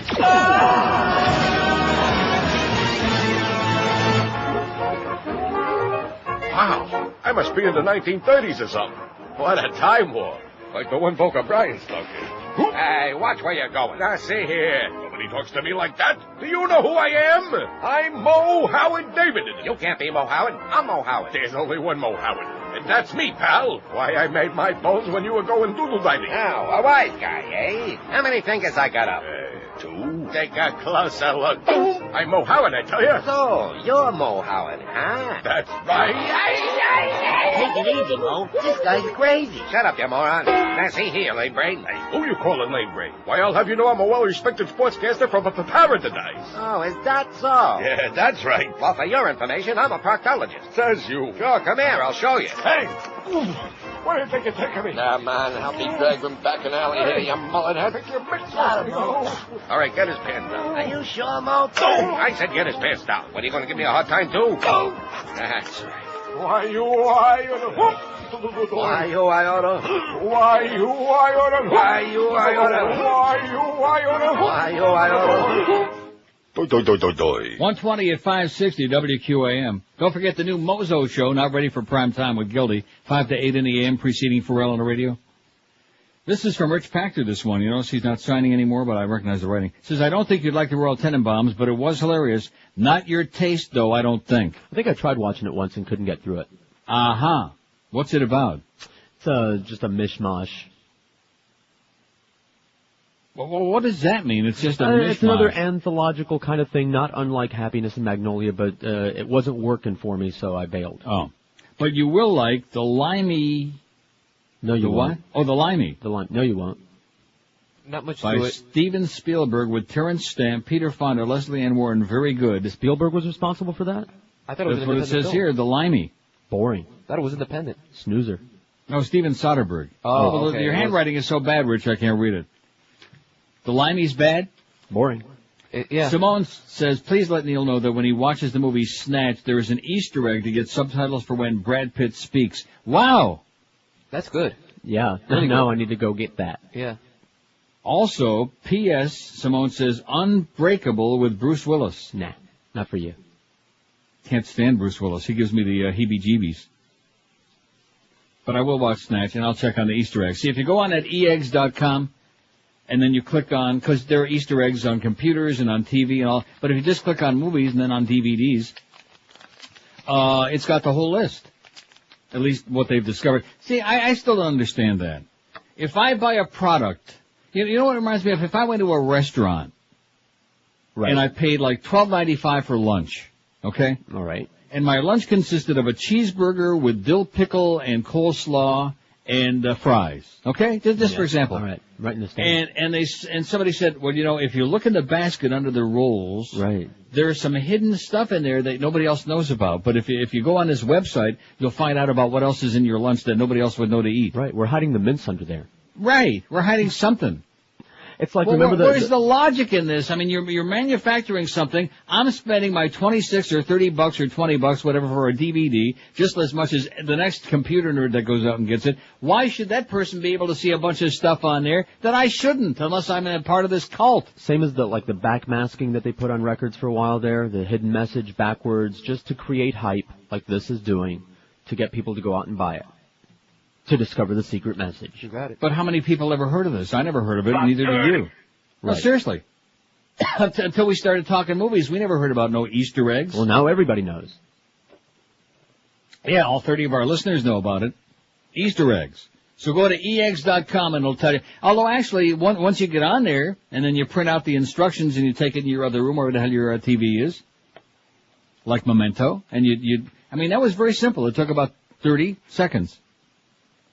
And then you can watch the movie in chronological order instead of all that other bullcrap, instead of going crazy. It'd probably have to be on a weekend when I would watch that again, you know? Please warn people that if you haven't already seen it, you should see it the way it's supposed to be seen, which is backward. Ass backward. Right. Right. Oh, yeah, be sure and watch it that way first. Right. Because otherwise it defeats the whole purpose of the It'll movie. ruin the beginning, which is the ending. Or the ending, which... Here's Hallandale. Hello. Hello? Yes, sir. This is Paul. I'm from Hollywood. I have a Clinton joke for you. Okay, great. 5670560, pound 560 on the AT&T and Verizon wireless line. You're from Hallandale, Paul, or whatever your name was. The only Paul we want to talk about is the one from Rules of Attraction that had the pillow he was biting. 5670560, pound 560 on the AT&T and Verizon wireless line. The little dog, Joe Rose, fills in for the mad dog who's badly overworked and needs a day off today. So Joe Rose from 2 to 4, the Humper in the studio, Hank from 4 to 7. And then we got at 7 something new and exciting that evidently we're going to have a lot through the summertime of. QAM Rewound, the best of QAM. Now who's going to be on those tapes, I wonder? Everybody, apparently. You included. Really? Well, who put that crap, those great tapes together? Well, we still got a couple of hours. Clarence came in here a few minutes ago. Said, hey. They want us to pull a good segment. From today. Tell him to pull this. Although he probably would. Well, Clarence had a surprise 30th birthday party last night. George and Beaner Boy were not invited. It's because we weren't in the frat. And from what we heard, everybody got drunk off their ass and had wild diarrhea. This morning is what we had to hear about at great length. Zach had wild diarrhea. The Beast had wild diarrhea. Well, that probably was just from overeating a little bit. Zach said he woke up with Vaseline on his ass. So I guess I have to take back what I said about Clarence. All right. All right. Nice going, baby. We don't know who it was. Yeah, right. Or wasn't. Don't be sore about it now. Don't be a sore loser. 5670560, pound 560 on the AT&T and Verizon wireless line. Clarence said he just closed his eyes and thought about Britney Spears. It might have been the unkindest spear of all. Here's Boca. Hello. Hey, Neil, how you doing? Pretty good. Two good movies for you. I don't know if you've listed them or not. Waiting for Guffman. Waiting for what? Guffman. Never heard of it. And Best in Show. Best in Show? Yeah. Is that the one about the Westminster Kennel Club? Yeah, it's the same guys who did like Spinal Tap and all that. It's Christopher Guest basically did that with Eugene Levy. Best in Show I think I would enjoy. Yeah, well, Waiting for Guffman you would dig because it's about a guy who's basically this dance instructor / choreographer who never really made it in New York and goes to a small town and gets like a theater group, and there's people in that movie that are absolutely like hilarious. I think all right. I got it down. Thanks, Pally. All right, man. Take it See easy. ya. Sure as hell beats reading the Hillary Clinton book, I'll tell you that. I will read one more sentence, though, from her book. Okay. I wasn't born a Democrat. Oh. That's the second sentence. You got two sentences now, okay? 10 to 20. What an insipid... Oh, I'm sorry. Don't let me forget, before this half hour ends, I'm going to play that thing from Magnolia. Wise Up, the greatest scene in the history of movies. And tonight, Beaner Boy is watching Magnolia. No excuses, okay? But... What? If, I don't know, something's gonna happen to me, man. Are you making excuses for not watching this movie? Yeah. Why? I might as well start now. You'll like it. Oh, I know, I'm gonna say I like it anyway. Can I say I like it even if I don't watch it? I want an honest answer. I don't want a no.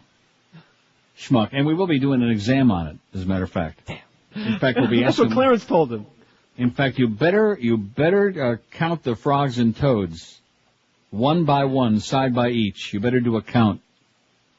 27 past 1 at 560 WQM here in Toronto, where gay marriages are now not only legal, but they're taking place right now as we speak. How do you like that? Same-sex marriages.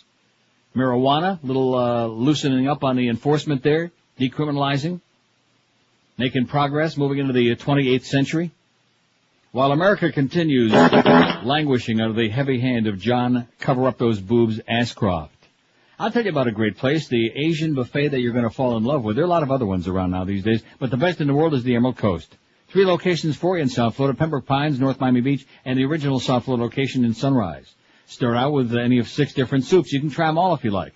And then sample dozens and zillions of succulent entrees. New York strip made to order at the Gourmet Center, a sizzling Asian grill featuring all kinds of good stuff for you. Grilled shrimp scampi style, jumbo scallops wrapped in bacon, and the new seafood Saint Jacques. And if that isn't enough, there's lots more. Try their Dungeness crab and ginger and scallions, hand-carved prime rib, and their new Oriental chicken salad. The Emerald Coast will never give you a headache either. No MSG, no cornstarch, no crap. They cook all of their good stuff only with cholesterol-free oils, too. On their buffet, you'll find a full salad bar, sushi bar, and fresh shrimp cocktail. When you walk in there, you'll almost swoon because there's so much food to choose from. It's amazing. And there's even a full dessert station. No matter how full you are, it's worth checking this out because they've got pies and cakes, pastries, ice cream with all your favorite toppings, and fresh fruit as well. Emerald Coast in Sunrise, you'll find them on Pine Island at 44th Street. In North Miami Beach, Collins Avenue just north of 163rd, and in Pembroke Pons at the intersection of Flamingo Road and Pembroke Road. So take the family or book your next business luncheon right now. All size parties are welcome. Let them do the cooking for you and have yourself a great feast. Takeout and delivery always available too. Call 954-572-3822. 954-572-3822. I bet you Beaner Boy's life on it. I guarantee you'll love the Emerald Coast Chinese Buffet. Live and local. This is Sports Radio 560. QAM.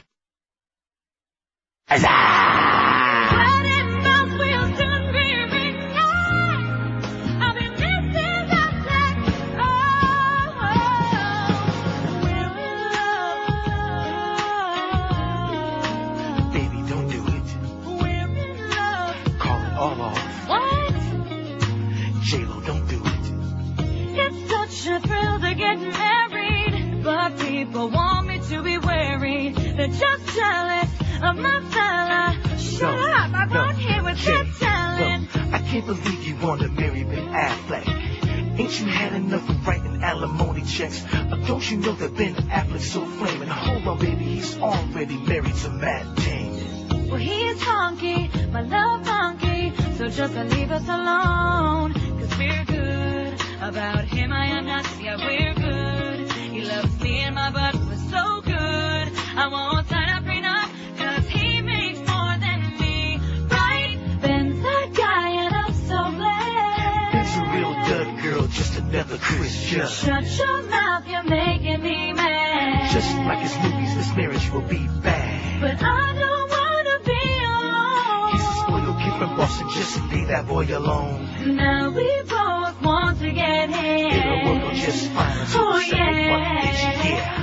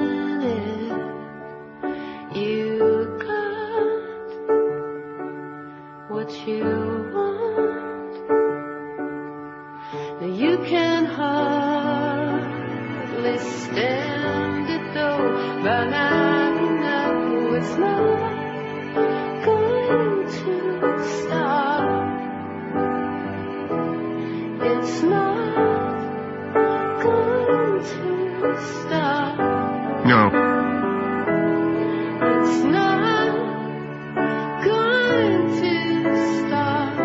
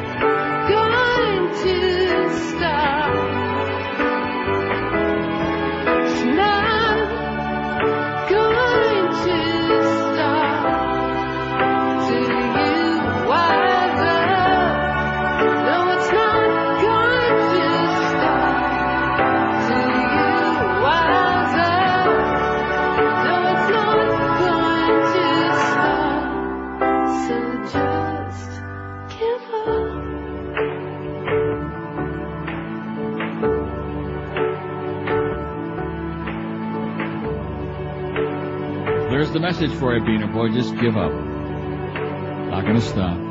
Already done. Till you wise up. So just give up. Already done. 567, that's Amy Mann, who did almost all of the music from all the vocals from Magnolia. She's great. She is great. Do you remember her from Till Tuesday? No, I do not, but I did read about that, though, that she was... that song, Hush Hush, you heard it every 5 minutes back in its day. Oh, yeah. She was the lead singer of that group, right? See. See what? This.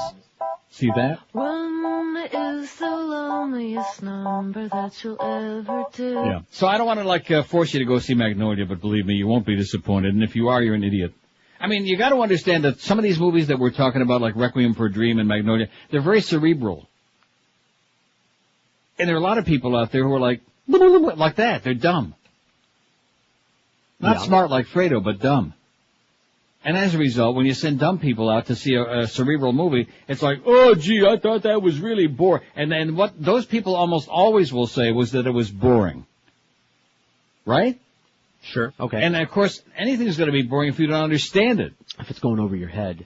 Right, if you don't understand it. For example, it's very aggravating to me when people are speaking like in another language. I'm talking about, I'll give you an example.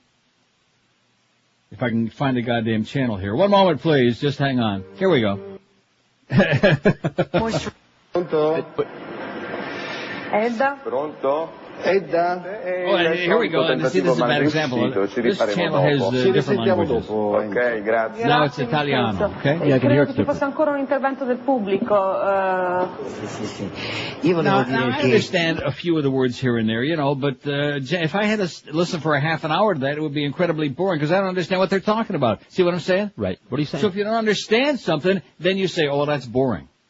They might be talking some heavy-duty crap right now. It might be like the key to old age or something. Who knows what they're talking about? I've heard people say that about The Godfather, that it was boring and slow. Have they really? Yeah. Well, guess what you do to somebody who says that about The Godfather? Bing, you blow their brains all over your nice Ivy League suit. Right, that's what you do. And don't forget, it's The Godfather, not Godfather 1. Oh, that asshole with that fax, man. I would like to give him a bada bing, at least in the ankle for starters anyway. Jesus Christ. Trying to save a line. All these pseudo-intellectuals. Well, you morons. You're morons. I'm the expert. You're morons, Although I will say this, that anybody who don't like Magnolia is a moron. Oh, sorry. Didn't you like it? Up until. I loved it. You better watch the goddamn movie, okay? You really are skating on thin ice this week. You've had some real problems, Ain't his fault. And yeah, you're right. And he should have heard you just go ballistic when he found out that they were watching him on a goddamn security camera in a control room. The scrambling. Nobody saw Reaper and Zach are in there watching him. He's going to be late because of his deal with his driver's license expired. He couldn't get the rental car. They're putting air conditioning in his $50 car. I didn't even have to walk upstairs. Like a swarm of little producer people have come downstairs and whisked me back upstairs to George. They carried you. You should have heard George just going ballistic, just ripping you in the ass. Talk about outrageous. As the spick turns, man. Wow. Just cussing you out in languages that haven't been invented yet. I think he was cussing you in Sanskrit. We should have had a camera for that whole scene.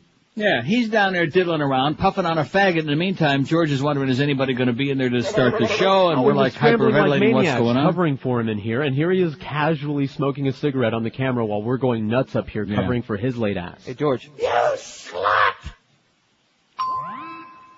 We're back. I get the feeling at times that I've lost control of the circus, whatever's going on. You know what? I really don't give a crap. Because I'm not counting the days till that great summer schedule. Oh! Well, it's not far now. Hey, listen, if your schedule involves going to a crappy job every day that isn't paying you much and it's really got your life in a dead end, here's the way to get out of it. Call our good friends at Fast Train. They can have you fully trained and ready for a great new high-paying computer career in just 4 short months. Count them if you can. Call Fast Train, 866-FAST-TRAIN. They're all over the place. They're all over South Florida, so there's bound to be a location nearby you, so these classes will be convenient for you. They're in Miami, Kendall, Fort Lauderdale, and Pembroke Pines. Fast Train offers job placement assistance, financial aid, convenient day, evening, and weekend classes, too. So no more excuses for staying in a real nasty, crappy, low-paying, dead-end job, but now a new career is just a phone call and 4 short months away, and we're talking some serious bucks, too. So jump on that Fast Train today and call them toll-free. There's no obligation. They'll explain to you how they can get you into a real career and a real big fat one. 1-866-FAST-TRAIN, or check them out on the web at fasttrain.com. Live and local. This is Sports Radio 560. QAM. The season finale of American Idol is here at last. And what could be more fun than watching America's favorite reality show? Watching it drunk. And it's easy with the American Idol drinking game. Every time an American Idol regular utters a particular phrase, it's time to chug. Like when Randy Jackson says dog. This wasn't good enough, dog. Or when he says man. It's just not good enough, man. And especially on dude. You can't sing, dude. It's the American Idol drinking game. Get your friends, fill their glasses, and pound one back each time Simon says something insulting. You have one of the worst voices I've ever heard. We dare you not to pass out before the first commercial break. Just take a slug every time you feel sorry for Paula Abdul. I'm speechless. Or annoyed with Ryan Seacrest. 3 faces, only 2 places. The American Idol drinking game. Because if you're going to watch a bunch of nobodies take a shot at fame, you deserve a few shots of your own. 147 at 560 WQM. I can't believe that you didn't tell me that Zach Krantz was in a car wreck last night. I beg your pardon? Just had a fax from inside the building. Said Zach was rear-ended at Josh's birthday party last night. Oh.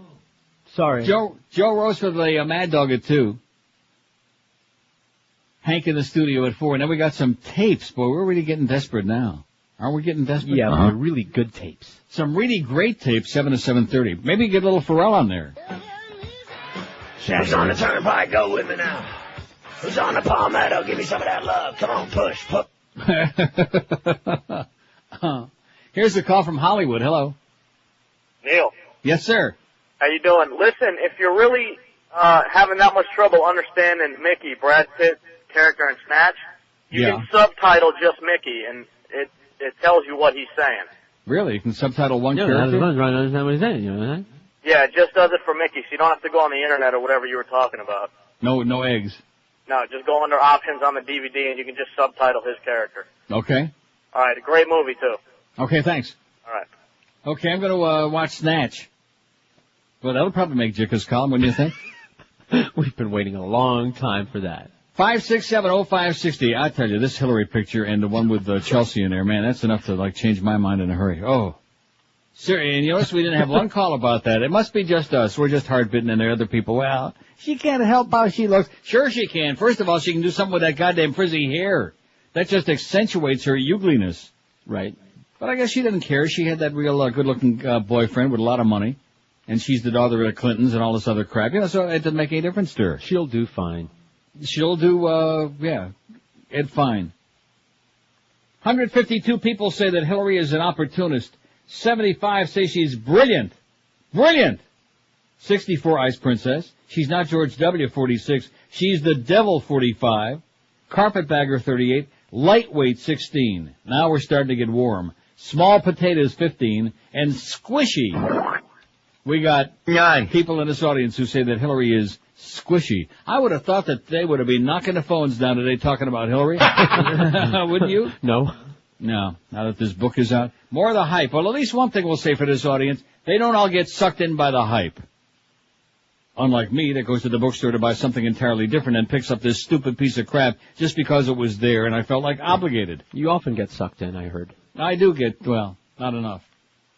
Here's Lauderhill. Hello. Hey, Neil. Yes, sir. Hey, a couple of things. I just wanted to call and ask, have you seen the movie Ravenous yet? I got it in the other room. I haven't watched it yet. Awesome movie. It's with the same guy from Memento, Guy Pearce. Oh, really? Yeah, I'm going to watch it today then. That's a really awesome movie. Because I've had it for a couple of weeks. Pretty good. I don't know about any Easter eggs, but the movie itself is pretty awesome. Also, I know you're making the Best of Neil CD. Are you guys doing that keychain thing again? Yeah, with this time we're doing it with the Mo Howard David sounds. When I first heard you might be doing it with Mo, I thought that was great, but you should also do a second one with Pharrell. Next year. Yeah, that's something to think about. I think we'll have to save him for next year. A lot of the clips you got from him already are timeless. Who said it into work? Who hates work? Last thing, I got a bit of bad news, Yeah. and good news, really good news. I'm moving to California at the end of this month, so I'm escaping. That's good news for you and bad news for us unless you keep listening on the internet. Yeah, I was just thinking about that. It's a really late time change between the two, so I might not be able to hear you. So I just wanted to say, just in case, goodbye, good luck, and it's been a great 4 years listening to you. Excellent. Thanks a lot, pal. Best of luck to you. You too, thanks. Okay, congratulations for getting out of South Florida. Oh! Always works good for me. Unless I'm in Amsterdam. See, I'm thinking to myself, I'm reading this stuff on the internet, more of the stuff about the gay marriages being legalized in Canada today, and I'm thinking to myself, this is very much like the Netherlands, only with people who deserve it. You know what I mean? Okay. No, seriously, because the Dutch people, it's one thing I kept thinking to myself this last time I was in Amsterdam. The government is great, very progressive, wonderful laws, very brilliant thinking people in the government, but the Dutch people themselves don't deserve it because most of them are crap. And the ambiance there is garbage. But here, this is one of the cleanest big cities in the world, and they're diverse, people from everywhere here. And these people are with it. They're laid back. They're not judgmental for the most part. They're like, happy-go-lucky, enjoying life kind of people. Just like here. Right.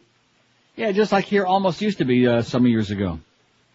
153 at 560 WQAM. Hey, if fat is your problem, like it is for so many of the rest of us, you really owe it to yourself to try Balance for Life one time. Because it's delicious. It's an easy way to lose weight because you don't have to count any calories, you don't have to count any carbs, you don't have to go shopping for anything because Balance for Life does all the figuring out for you, and they make damn sure that you're satisfied with a lot of really good food, and number two, that the weight pours off your body. It's all based on the Zone diet.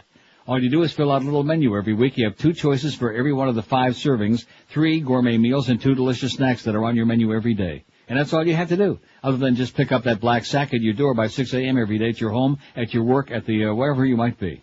And let me tell you, all the food is fresh and delicious. There's nothing frozen, nothing artificial. And with 5 servings, there's going to be plenty of food to keep you full all day long. So if you're tired of being out of shape, lethargic, diabetic, if you're tired of wearing pup tents instead of real clothing, let Balance for Life help you lose that weight once and for all. If you're frustrated and tried all the other programs, this just might be the one to do it for you. Call 954-568-3229. 954-568-3229, or check them out on that wicked World Wide Web at balanceforlife.com. Live and local. This is 560. The radio's all yours now. QAM. Oh my God, your breasts are beautiful. Coming up tonight on Inside the Behind the True Hollywood Celebrity Music Biography Profile Story.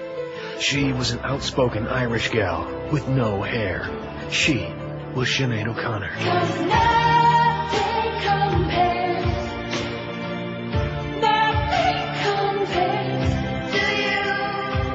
What do you want from me? I'm bald. I shaved me head. What does that tell you? Some have drawn the correlation between Sinead O'Connor's short-lived career and her talent for pissing off everybody on the freaking planet. Don't get me started. Sinead's one-time manager, Slappy Gold. I remember when she tore up the picture of the Pope on Saturday Night Live. I begged her, Sinead, honey, anything but the Pope. I gave her a stack of 8x10s to choose from. Richard Nixon, Gandhi, Christy McNichol, anything. But no, it's got to be the Pope. Of course, I asked her why she's being so difficult. She tells me, I'm bald. I got no hair, you daft pile of shite. Don't with me. Realizing that Sinead had her only hit with a song written by Prince, we asked the Purple Rain star about his experience with the fiery O'Connor. So, if I may, Prince. Oh, Jesus. Sorry. The artist formerly known as Prince. What was your memory of Sinead O'Connor? Look, she's bald. She shaved her head. Now, what does that tell you? Sinead O'Connor. She was the Susan Powter of rock music. Hey, give us a break. How many bald chicks can you come up with off the top of your head? It's a big, juicy, sopping wet look at show business. Tonight on Inside the Behind. 158 at 560 WQAM. I've been holding back. Now here's the real, this will be the hook that'll get you to go out and buy the Hillary book. All right, I'm waiting. Sentence number 3. Okay? I wasn't born a lawyer or an advocate for women's rights and human rights. Got it? I'm gonna kill myself. All right.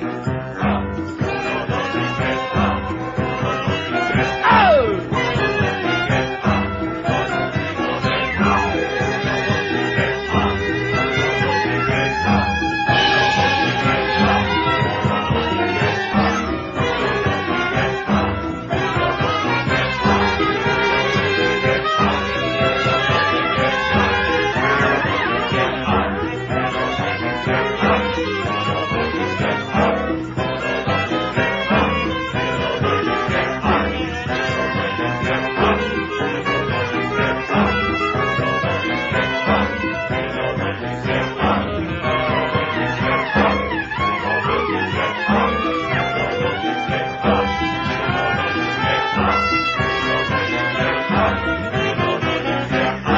Don't forget, Joe Rose for the Mad Dog standing by the Humper in studio 4 to 7 this afternoon. Bye. The Neil Rogers Show on 560 WQAM, Miami, Fort Lauderdale. Hola, this is Carlos.